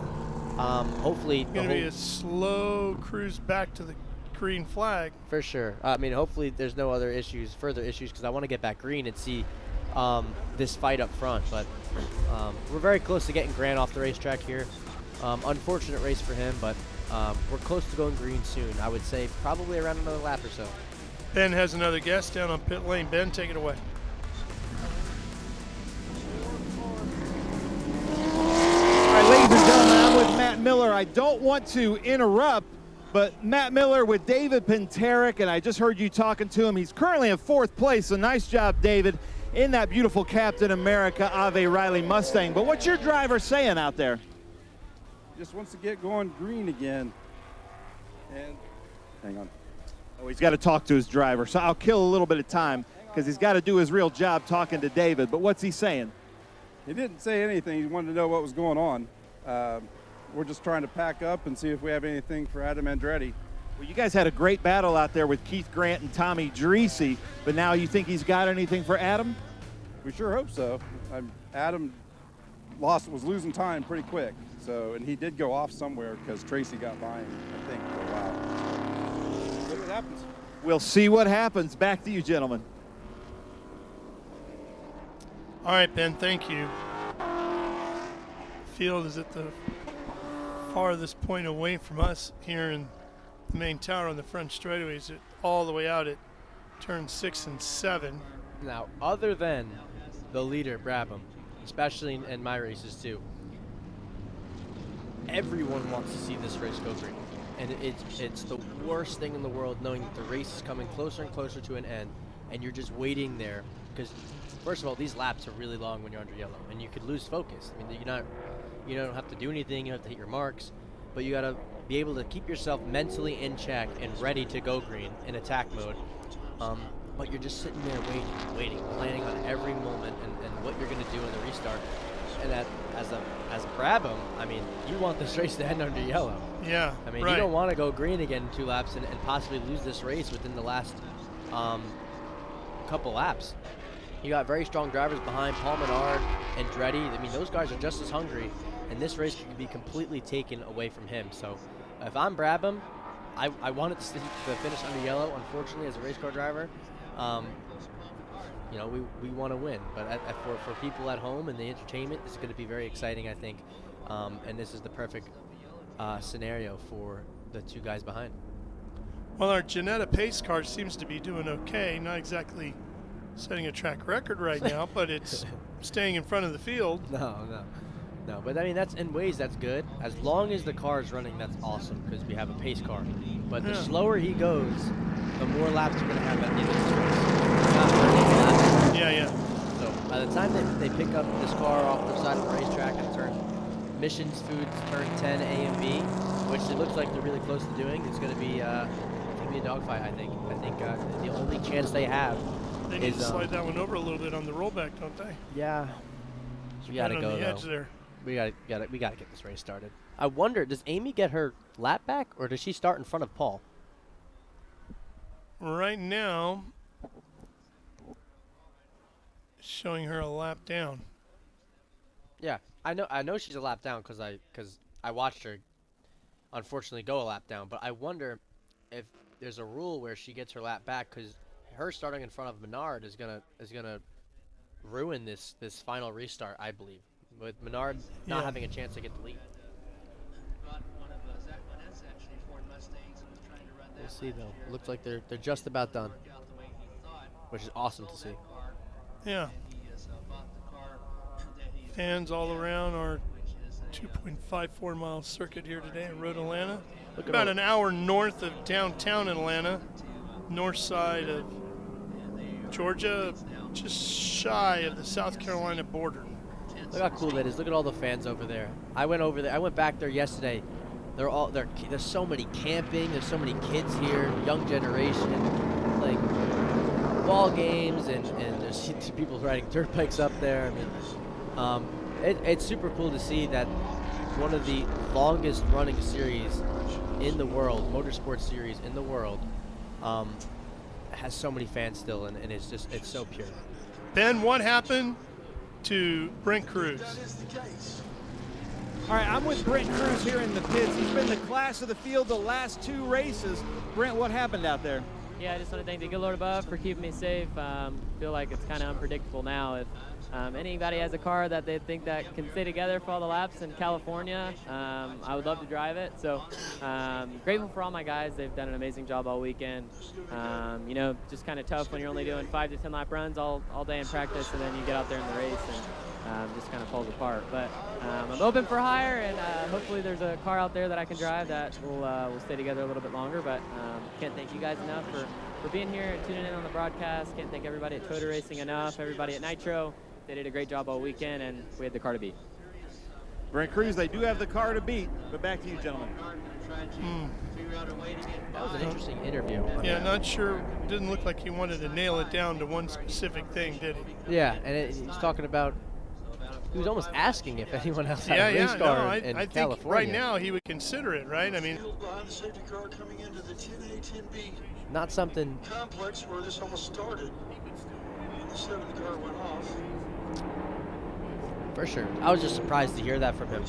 I wonder if my team will continue to work on this car.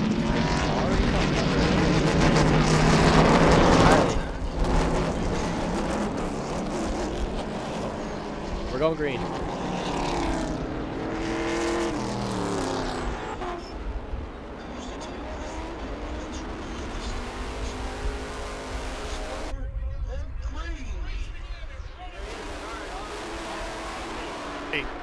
Wow.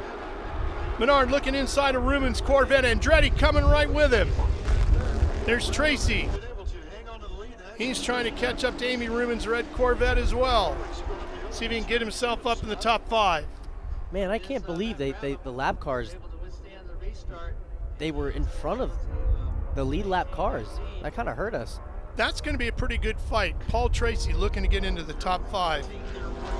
Oh, that'd be mega. Because he's right behind Amy Ruben. And yeah, she's got a more powerful car, but you're talking about one of the world's best drivers in Paul Tracy. Well, we'll see. So because Amy Ruben is being lapped, she's going to have to back off and get offline in order to let the faster cars by. Tracy could take advantage of that and get closer. But we'll he see. lost a spot there. Let's see the gap up here. Tarek that got around him. Paul Menard is not too far away at all. No, Menard is, I mean, that gap has dwindled, right? Brabham has got to start working hard here. Even being stuck behind Amy Ruben, he's It's closing the Brabham, gap. Menard, and Andretti pushing 3 in a row here. That helped Paul saving the tires because the tires cooled down, the car cooled down, and he has a looks like a good short run pace car. Here he comes, and Andretti. 2 Mustangs and a Camaro. He's closing the gap. He's closing the gap, Ralph. This is going to be good. Brabham ran a 123, Menard a 124, and Andretti a 122. Last Menard time around. absolutely ate that curve. All 4 wheels off the ground, sparks flying. That did not help his case here. Hopefully his car stays together. That was a big, big hit, but he can't do that again. Under the brakes, and that Jim Wheat number 16, Brabham, Menard in his Pittsburgh Paints car, and then the top liner entry of Adam Andretti. I don't think this is over yet. I'm telling you, Paul Menard just made a big mistake, but I think he still has pace. There you can see from our drone shot, you can see them running down the back straightaway, and it looks like Menard's losing a little bit of ground to Brabham but it also looks like Andretti's closing in on the backside of Menard. This ain't over yet. Not at all. Let's see what Menard has over these next couple laps. He had a really good first lap. Let's see. Well, you can hear him hard on the throttle, can't you? Yes. Down the hill, let's see what the lap times are like. Across the line first is Brabham. 123.5, 124.3 for Menard, another 122 for Andretti. Wow. Let's see. Menard just kicked out the rear end there. He is struggling with that car. His best opportunity was that first lap. See, he hit that curb right that lap, but that last lap, he all through the curb, monster trucked that thing, and landed wrong. So it's going to be tough from here. It's looking like Brabham's got this locked up at the moment. It's about 3 laps remaining here today. Oh, he's got an no, issue. Big problem. Oh my gosh. Big lockup, tire issue. Well, I shouldn't say the tire necessarily, but it could be the I don't know what that wheel was. locking up on him. That could have been a brake failure. That could have been Could have anything. been a brake failure, yeah. That's unbelievable, though. It looked like the whole wheel stopped See, turning. now, that's huge for Brent Cruz, and that's also huge for the Dreesy Motorsports guys. Yes. That's yes. big. That keeps the championship wide That's open, big. right? It doesn't look like he has a flat. No, the tire looks like a itself brake looks like issue. it's maintained its shape and everything. I'm betting like you saying it was something on the other side of that tire and wheel, whether it was a brake issue or what. Double but yellow. It sure locked up in a ton of smoke. Now, this is big. I don't know if we're going to get any other racing laps, but if we do, we have Andretti behind Brabham. And we got to have at least one more, right? We got to have one more. Come on. Yeah, we Think did positive. it. We did it at Abu Dhabi in 21. I want to see. I want to see Brabham and Andretti battle to the checkers on this one. Let's take a look at it and see if we can figure out what happened to Paul Menard in the Pittsburgh Paints 3. Yeah, that's really unfortunate for Well, Paul. he is stuck on the beach, isn't he? He didn't have the car. He drove a great race. Here it is. That looks like a brake failure. It is all locked up. That looks like a brake failure. You saw all that black smoke? That's Yeah, a different that's color brake type of smoke. Now, I'm no mechanic, but And you I haven't can played tell you one that's on not TV. normal. He did everything right this race. It was a net win for that team Yes. and Paul Menard. They did not have the pace at all, and he's stayed on the racetrack. He was consistent and got the positions when he can. All right, so how about this? Amy Ruman is going to move up to 4th. Paul Tracy is going to move up to 5th overall, as well True, as the lead in XGT, right? So what a run for both of them. And Amy Ruman's going to find herself, if she can stay inside that top 5 to the finish, she's going to find herself right in the thick of this championship fight as we head to California. Look at Paul. He's waving them over. He's trying to get out of there. Yeah. It definitely proves, Amy Ruman's run definitely proves that you need to finish these races to win the championship. That's right. All right, we're going to get Paul out of the gravel trap, and we're going to take a quick break. Coming right back for more live on Speed Sport 1.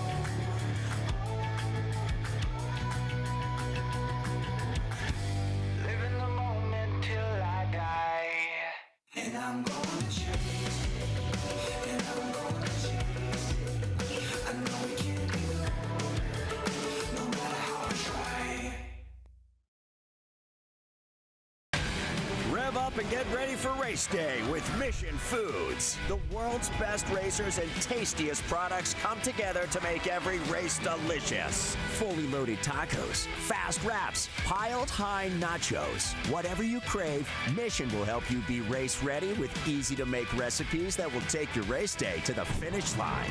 Keep your racing delicious and enjoy all the mouth-watering action. Brought to you by Mission Foods. Too fast, too tasty.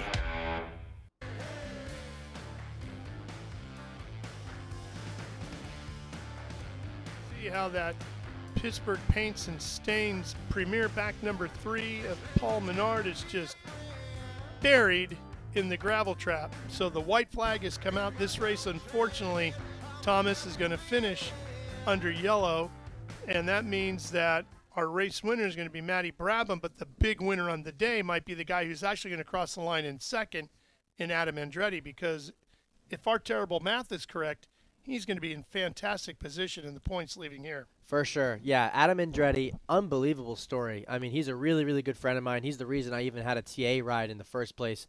But goes into Sebring, has a huge crash in the TA2 car, doesn't think he's going to make it. He's in the hospital. He sprints all the way back to the racetrack, qualifies the car, and somehow finishes second at Sebring. In Trans Am. In TA. And now he's going to get another second place after an issue at Paul Menard. He will be, I believe, with my math, which is not always great. Yeah, no, don't rely on either one of us when it comes to the math. I think he will be the championship leader, which is amazing to see. Yeah, and we're trying to confirm that right now. Our next event, don't forget, is at the end of April, the last weekend in April at Sonoma Raceway. So all of our West Coast fans, hope you're able to buy tickets to join us for round 3 of the Mission Foods Speed Tour as we head to Sonoma Raceway. And then the very next weekend, we return to WeatherTech Raceway Laguna Seca, which is going to be spectacular 2 weekends in a row. So hopefully we can see it, if not one, hopefully both of those events as we work through Northern California and Central California coast, the wine country and the coast. It's going to be just tremendous. For sure. I'm probably going to take some family down there and have a nice vacation down in California. There's a look at it. You can see April 24th through the 27th in the wine country, Sonoma Raceway, and then down to the Monterey Bay Peninsula, WeatherTech Raceway, Laguna Seca. Looking forward to that. Seeing new track president Lori Eberhard out there, and the new general manager who was just announced this week, Mel Harder, coming to WeatherTech Raceway, Laguna Seca as well. Excited for Mel and everything that's happening with the Friends of Laguna Seca out there. For sure. There's a good look at where we're going across the country. Next week, we're going to be at NOLA Motorsports Park. That's not a full speed tour event with Trans Am and TA2, but we will be there broadcasting live. Here's the checkered flag.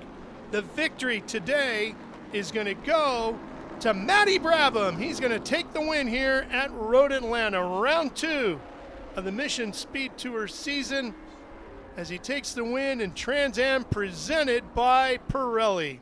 What a drive. Look at the team members at the wall. Look at the passion. That's what we love to see in motorsports.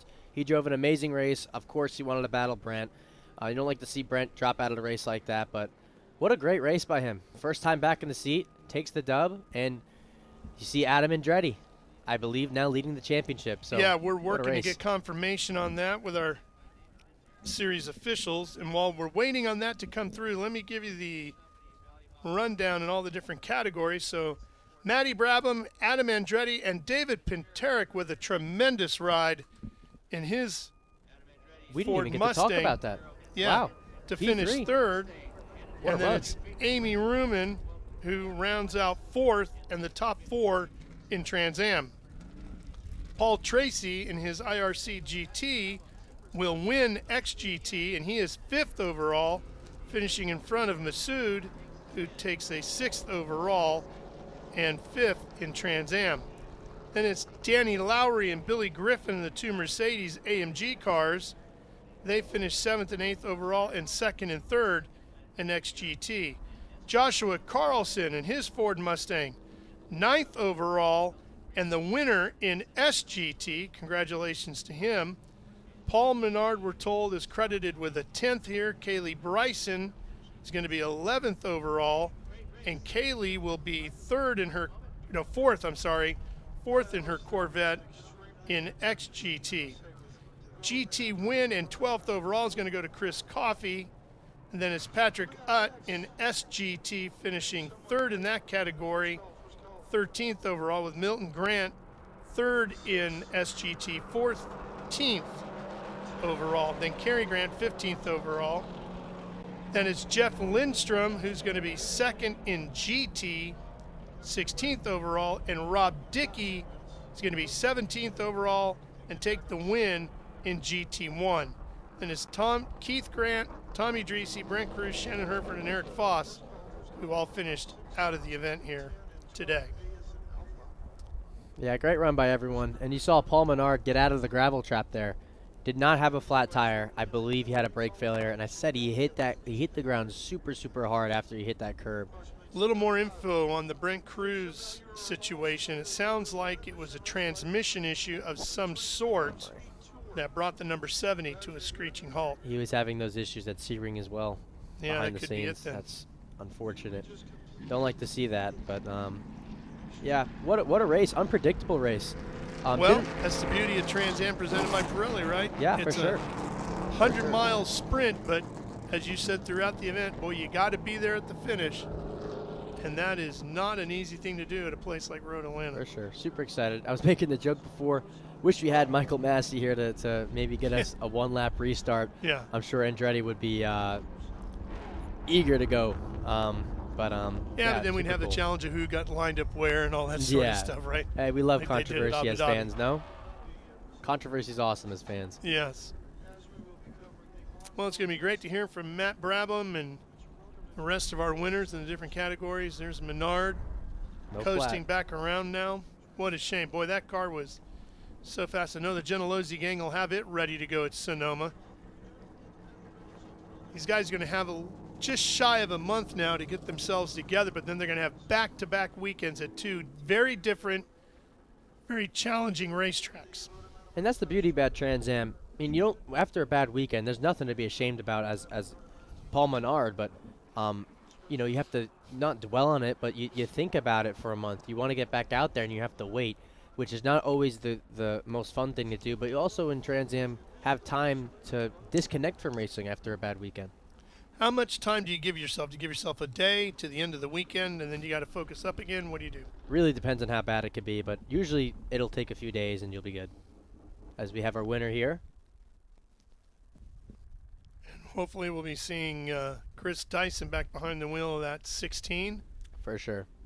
But my guess is Matty Brabham's phone might start ringing as well. There's Dyson. Here we go. What an awesome sight.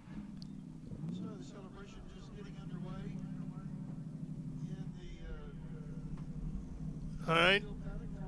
Ben, it looks like Matty's about to crawl out of the car. We'll let you take it away to hear from your winner. Ladies and gentlemen, as Matt Brabham gets out of the car, we see team owner and driver Chris Dyson helping out his teammate. But how about a round of applause, ladies and gentlemen? Matt Brabham here at the Mission Foods Road Atlanta Speed Tour.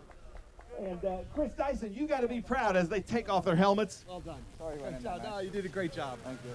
So as you take off your helmet and Hans device, Chris, this has got to feel good. Not as good as you winning yourself, but I guess this would be a good second to that. No, I think it's great. I mean, honestly, we had a really tough weekend down at Sebring, and I think everybody on the team felt like, you know, they wanted to dig deep and get a great result here. And just because I couldn't drive didn't mean that we didn't have a rocket fast car. And I think Matt just went out and proved it to everybody today. I'm so proud of the guys for the rebound and so proud of Matty for coming in. I mean, this guy's got one of the great winning percentages in this series history, and just thrilled to have him as a teammate and a part of the group, and keeping this Jim Weed car where it belongs in Jim Weed's winner's circle. Nice. Jim Weed winner's circle. Exactly right. Nice. I love it. Matt Brabham. And you know what I love about you, I've known you for a while. You're super competitive. When Brent went out, all your crew said he's so disappointed because he wanted to race. But how was your race out there? Yeah, I mean, I was kind of upset. I was angry. I was angry at him because I could tell in the beginning he was maybe, you know, saving his stuff a little bit. And then as soon as I got in front of Adam, I could tell he picked up the pace. And then he started running off. And I'm like, you got to save your stuff. You got to save your stuff, man. Like, I want to have a race at the end here. And yeah, he dropped a wheel off, dust everywhere. And I was like, and then 2 laps later he was broken. So I was like, it was just that first reaction of like, I wanted to race him. I want to have a good race at the end of the race. And yeah, these things are just so fast. They're so much fun. Obviously, Brent did a great job this weekend. He was tough to beat. He got me in qualifying, and I was hoping I could get him back in the race, but yeah, obviously it didn't work out. But yeah, so proud of the Dyson guys. Chris, obviously, hoping a speedy recovery for him. I mean, he would have loved to have been out there, but I'm happy to take over the Jim Weed car for him whenever he wants me to. So, you know, thank you so much to Jim Weed. Thank you so much to the Dyson race team. And Trans Am is always so much fun to race. I mean, I love coming back, and at a track like this, it just doesn't get much better. Nice. Well, Matt Brabham, ladies and gentlemen, unbelievable. Always great to have him. We miss Chris Dyson, but now provisionally what this does is mixes it up a little bit, and I think I can say provisionally Adam Andretti is on top of the points in TA here at Atlanta at Burton Racing's home track. That's got to feel good. Absolutely. I mean, we had such adversity today. We had an ignition box going dead on us pretty early. So it just was cutting and coming in and cutting and coming in. But we persevered. You know, these guys talked me through it and kept me motivated to stay out there. All the vitals were good in the engine, so we weren't feeling like we were going to lose an engine. But, man, we had something for them. I mean, we were right in that fight there early on before that happened. But bummed for Brent Cruz. He was the class of the weekend. He was fast all weekend long, so I hate it for him that he was out when I came around here.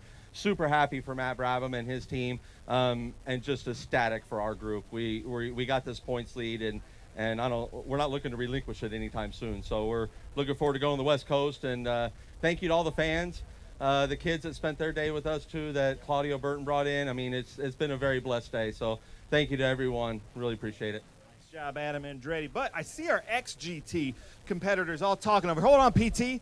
Come back over here, Paul Tracy with Danny Lowry. Where's Billy Griffin?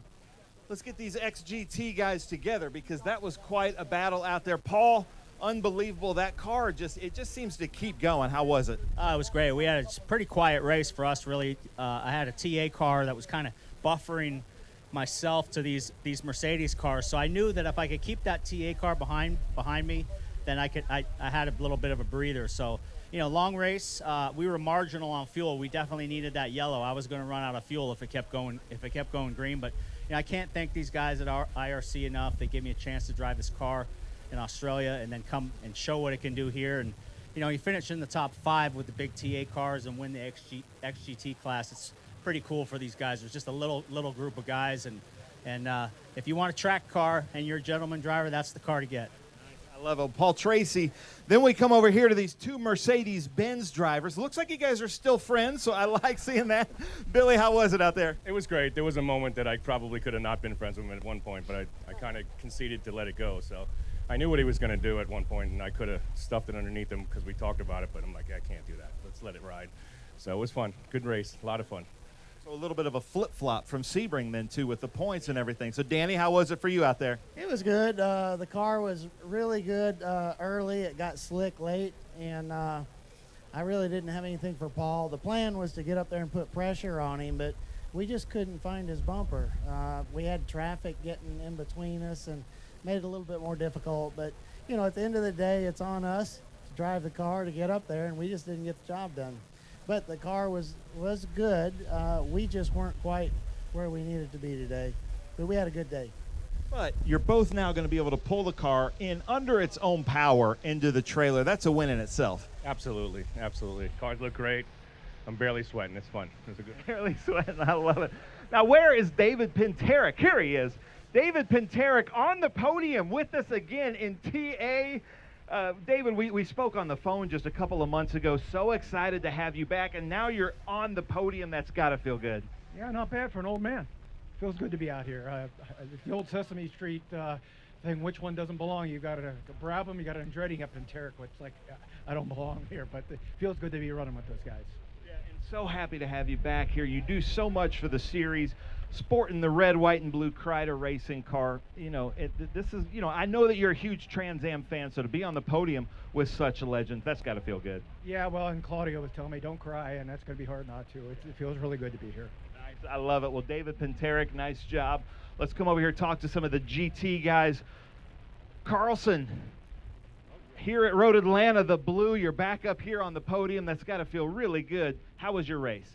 was all right. I like the blue. Last year we had the neon and we had a mechanical failure and finished third after getting on pole and qualifying. So blue must be good luck here. I really like the track. It really suits my car really well here, and just happy to be back on the top step.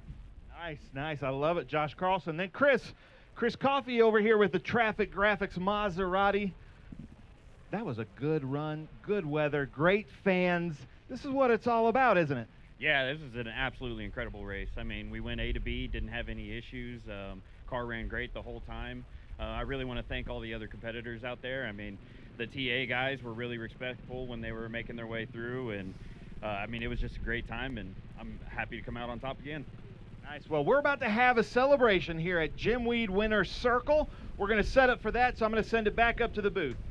All right, Ben, we'll be right back with you there at the Jim Weed Winner's Circle in a second.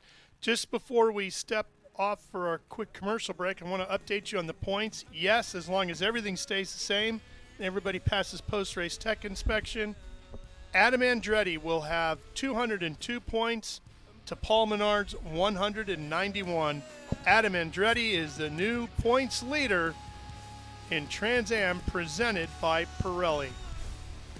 All right, we're going to take a quick break here at Road Atlanta, but we're going to come back. As you heard, more activity coming your way in the Jim Weed Winner's Circle before we wrap things up here at Road Atlanta and start thinking about Sonoma Raceway coming up in a few weeks. Yeah, all right, stay with us. Coming right back for more live on Speed Sport 1. How good is this? Look at this view from Lostowski. It brings all my fans, it brings the audience into the car with me. Speed turn 140-mile-an-hour entry speeds. The quickest and most efficient way for me to get information to my drivers is from using the VBox HD2 system.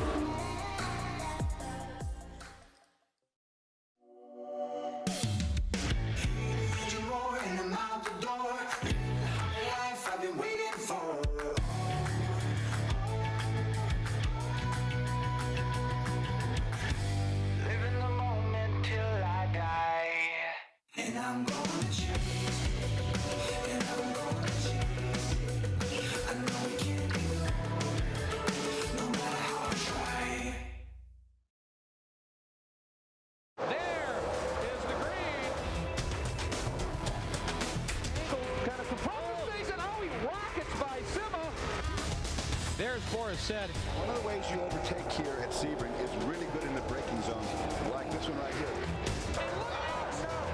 Both go around. There's the green. We are back and at it. Watch this. Oh, look out. Miller, look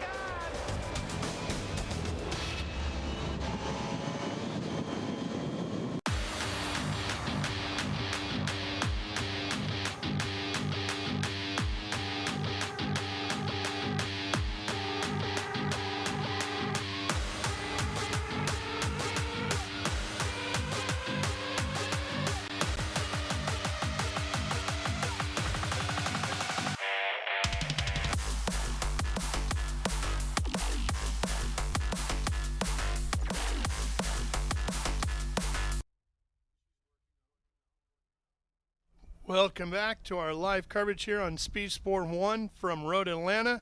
Here's a look at the official results. The top 4 all Trans Am cars, and you get to Paul Tracy, 5th overall in the winner in XGT. As you look on down through the field, Paul Menard, who finishes 10th, and he's lucky he got 10th. Yeah, he definitely got lucky. Honestly, I thought that was worse, honestly, than I expected it to be. I thought he'd fall down to maybe 7th or 8th. I didn't think he'd fall down to 10th, but it's better than 20th, right? So Frank Cruz 20th.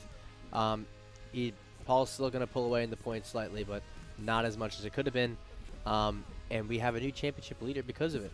Definitely unpredictable. Scary thing about Brent Cruz is if he gets a car that stays together, he could legitimately, the way he's been running so far, win every single race from here to the end of Coda. I agree, and I think I mean, as a driver, you don't want it to happen. I don't want it to happen to him, but I think it'll make the racing close at the end of this championship. All right, let's head back down to the Jim Weed Winner's Circle. Here's Ben. All right, Road Atlanta, come on, let me hear you. The Mission Foods Road Atlanta Speed Tour. Come on, you got to get louder than that. Come on now. There we go. Now we're starting to get it. I love it. I love it. This is going to be a lot of fun. We are still live on Speed Sport 1. So happy to be here. We're going to change up the order here at Jim Weed Winner's Circle for the Trans Am Series presented by Pirelli. The louder you guys get, the more giveaways you get, the more hats and shirts and chips and Jim Weed and all that. So make sure you stay loud. We are going to start with these 850, 900 horsepower monsters in the TA class. Finishing third with the car right in front of me, the Kreider Racing Captain America car from Youngstown, Ohio. Let's hear it for David Pinterick, ladies and gentlemen. So happy to have him back in the series, back up on the podium with us in Trans Am. Okay. In second place, this team is from Atlanta. So we got to get loud for that. Burton Racing top liner, our provisional points leader as of today. Let's hear it. Adam Andretti, ladies and gentlemen.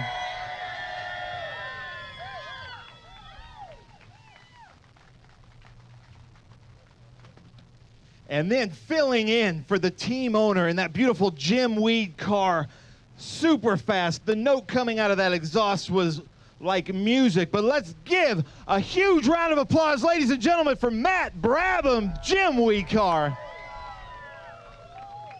All right, Atlanta, keep this up. Keep this up. I'm liking this energy. All right, Pinterick. Man, this has got to feel good. I can already see you're kind of tearing up a little bit. How's it feel? Oh, it's great to be back. This is the best racing in the world, and I'm just grateful to be part of it. Anybody you want to thank? Well, let's start with my wife at home. She's watching. Janet, I love you. I miss you. Kreider Racing, Sandy and Reed, Matt, Colton, Eric, and Brent, and everybody that's watching. This is great stuff. PME does a good job, and Riley makes a great car. I'm blessed to have this support. Nice. How about that? Ladies and gentlemen, David Pinterick. Adam Andretti won here last year at Road Atlanta on his birthday, which was huge. It was great to see. But second place, but then on the top in the points, that has to feel really good as well. Yeah, today was our points day. We had to salvage it. We had ignition box that was giving us trouble. That's why we lost all that time and lost those positions. But you know, I'm just so proud of this top liner team. This Burton Racing team is phenomenal to work with, and they're always encouraging, and we're always on each other's side. So got to give it up to them. I want to give it up to the good Lord. You know, it's without him, none of this is possible. So really, really blessed to have that in my life. And you know, everyone that supports us, and you know, from our safety equipment to everyone in the Trans Am series. Pirelli tires, a great tire that holds up for these 100-mile races with these beasts, which is absolutely incredible. But hats off to Matthew Brabham. I make no secret what I think about this young man and his talents, and yeah, he needs to get to Indy. That's where we need to get him, in the Indy car and at the Indy 500, and get him out of our hair. No, I'm just teasing. But no, it's always awesome to be up here in the podium with a dear friend like that, and a good friend like David Pinterick, and just feeling really blessed. Thank you, everybody. Nice. How about that? Adam Andretti. Claudio, what city is your shop in? Where? Adairsville. From Adairsville, Georgia, that's where his shop is, all of his whole crew. So let's hear it for Burton Racing. Adairsville, Georgia, just up the road. Matt Brabham, we spoke at COTA. I'm like, when are you going to come back? And you're like, well, I'm always waiting around my phone for about 10 days. But you can stay up there. I'll give you the mic. About 10 days before each TA race, hoping your phone rings. Your phone rang. How's it feel out there?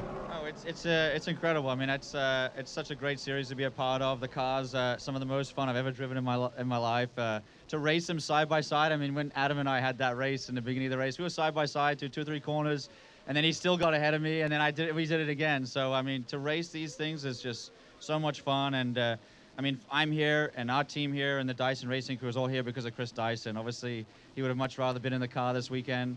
But I'm always happy to replace him whenever he feels the need to call me up. I will always, the answer will always be yes. So no, always big honor.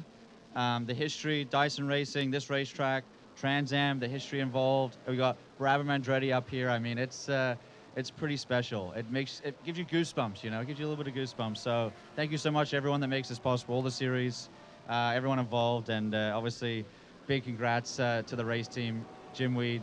And it's so good to be here in the Jim Weed Winner's Circle. Nice. All right, jump up on the top step. We need to bring them back. We want you in the car too, Chris. So we need a 3-car field so we can do the karaoke contest at Mid-Ohio. Yeah, so you need sponsorship, he says. So come on, ladies and gentlemen, Atlanta, get loud. David Pinteric, Adam Andretti, and Matthew Brabham. How cool is that? At our Jim Weed winner circle. Now, ladies and gentlemen, they are going to be throwing out some of these hats, so get loud out there. There we go. Wow, that was perfect, Andretti.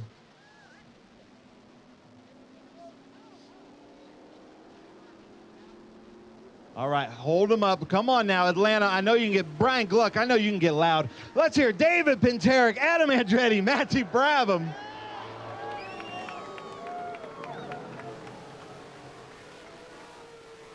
Hey, Matt, hold on. Hold that too. The next picture, I think. And there is some cold gym weed up here for afterwards.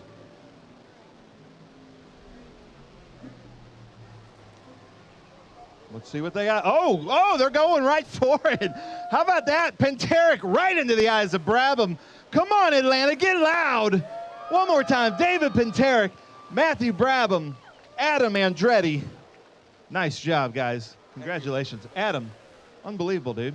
I think Adam's birthday, Monday? Monday is Adam's birthday, ladies and gentlemen. All right, and then Matthew, don't go too far away because we're going to bring you back up here in a little bit, okay? All right, we're going to go to GT in second place. And if you listen to our fan walk, all he wanted to do was finish this race. Did you finish the race? He says yes. Well, activity's still working its way around through there at the Jim Weed Winner's Circle. But it has been a great day of racing here with our Trans Am cars at Road Atlanta. Let's talk a little bit. You got TA2 tomorrow. In fact, we're going to actually have Adam Andretti up here. We're going to send you down to your race car. So what do you expect based on what you saw out of the TA cars here today? It's hard to tell. Usually the TA2 cars, you don't see as many people breaking down. I think it's going to be more a war of track position, and it's usually close, that series. We're usually all within a few tenths of each other. So I think it's going to be close, but definitely got to see how the cars handled and see how traffic affected the other race cars, because we're going to have a lot of traffic tomorrow. Yeah, you're going to have a lot of traffic. Bigger, deeper field. Yep. Going to be dealing with traffic all day long. And obviously you learned a big lesson here today in making sure your car gets to the finish, right? Yeah, hopefully my team watched the race. Yeah.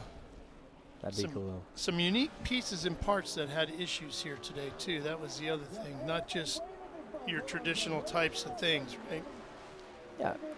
Makes sense. Yeah. Makes sense. And we're going to be intrigued to see what everybody does between now and end of April. Yeah. In Sonoma to get the cars ready. I think it's going to be an eye-opener for many teams.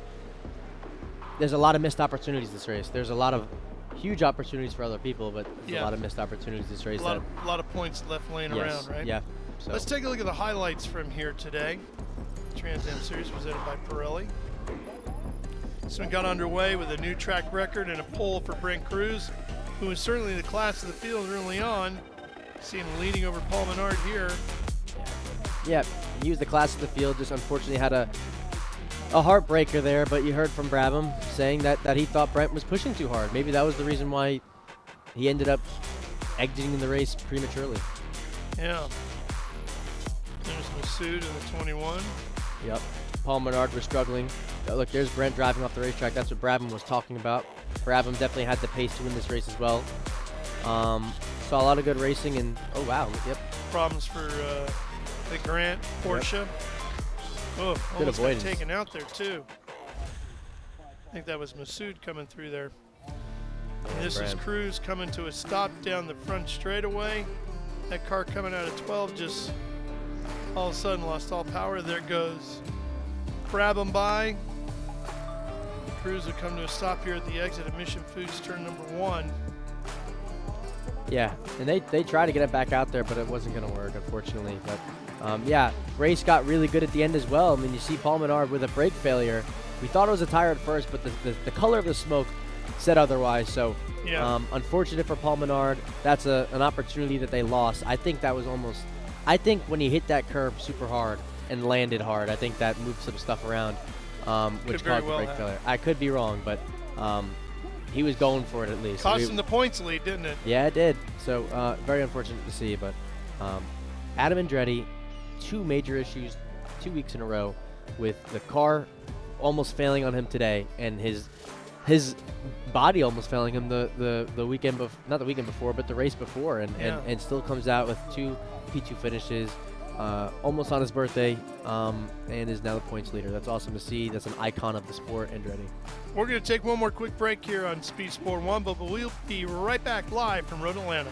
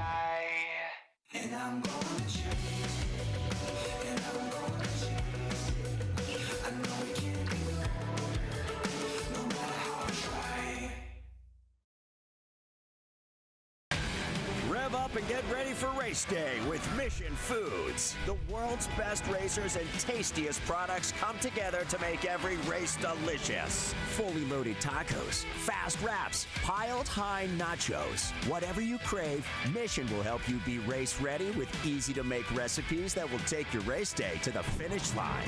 Keep your racing delicious and enjoy all the mouth-watering action. Brought to you by Mission Foods. Too fast, too tasty.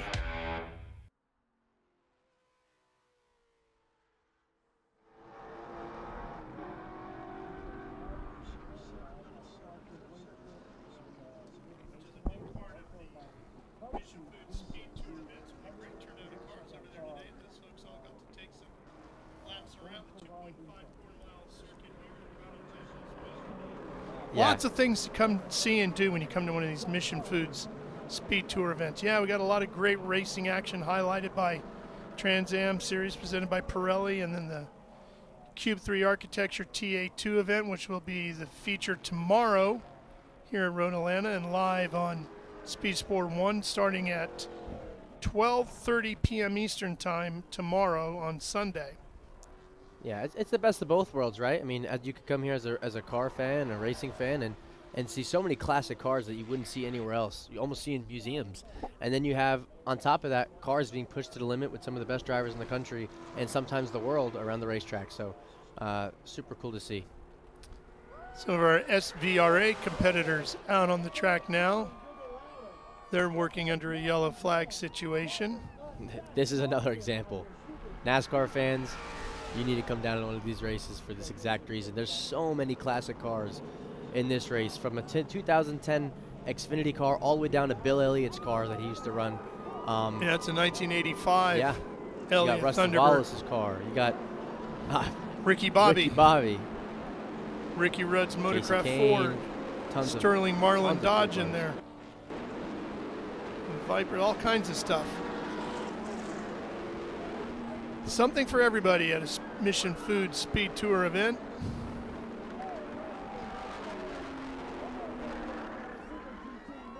Yeah, what beautiful cars. That's amazing.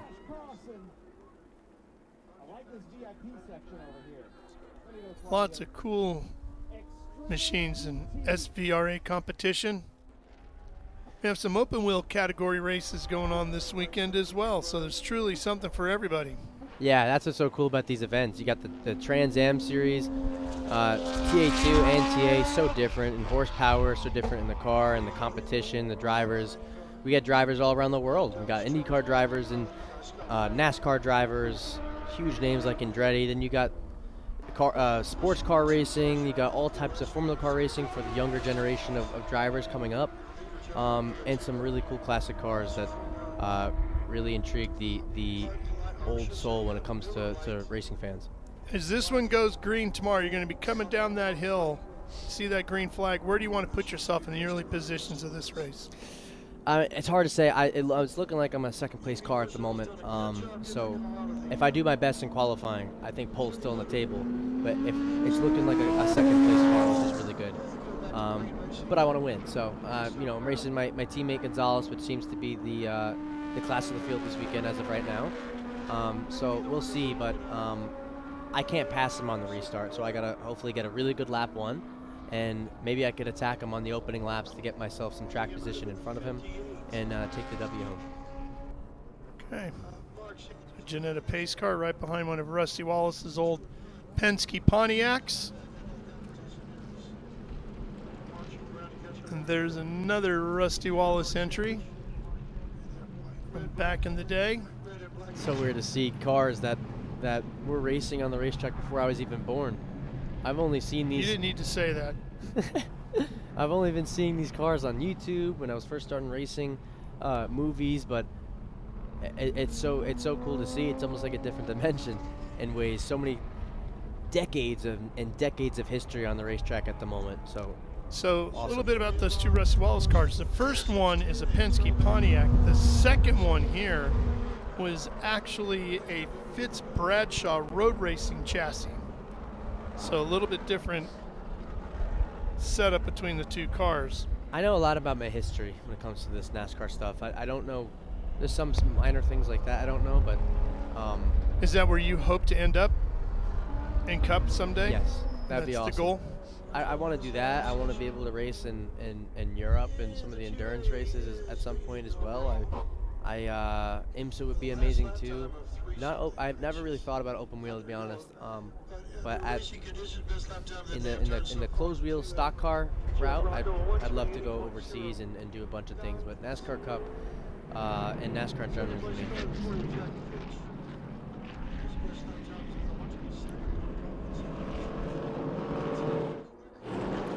That number 60 is a nationwide car that Carl Edwards drove back in the day for Roush Racing. Greg Biffle actually ran that same chassis at times. As this field goes back to green, and that Rusty Wallace Miller Genuine Draft number 2 back to the front like it did many times when it was racing. So they go off into Mission Foods turn number 1 as their event continues.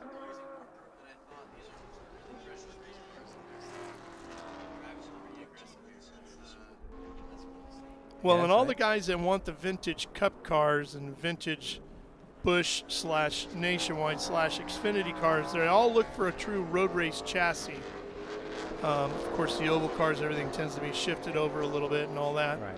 But they want to find a true road race chassis if you can, and they're hard to come by. So if you get a real one, that's a key to having a successful run. For sure. Well, for Ben Sissel and Thomas Annunziata, I'm Ralph Sheheen. We sure hope you enjoyed our coverage from here at Road Atlanta Mission Food Speed Tour Trans Am Series by Pirelli. Congratulations to our winner, Matt Brabham. See you tomorrow, 12:30 live on Speed Sport 1.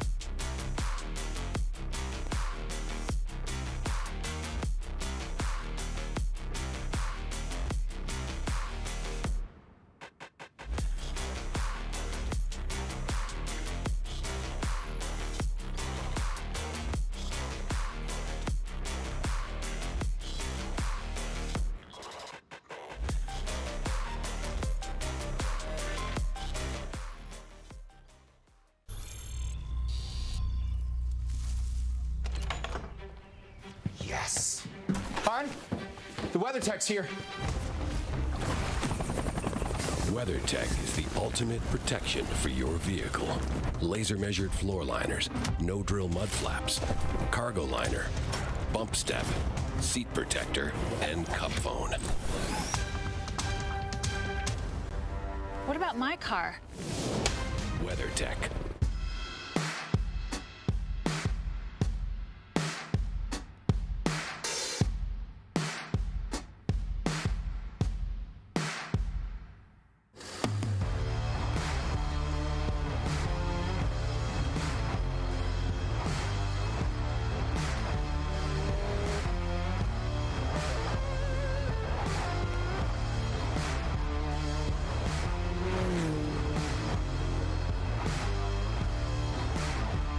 Hawk Performance packs 100 years of friction dynamics into every product.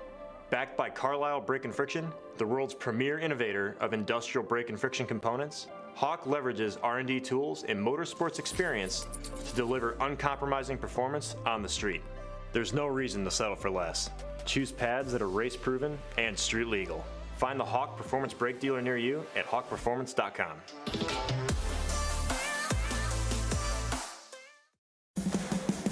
What does it mean to be built with Summit?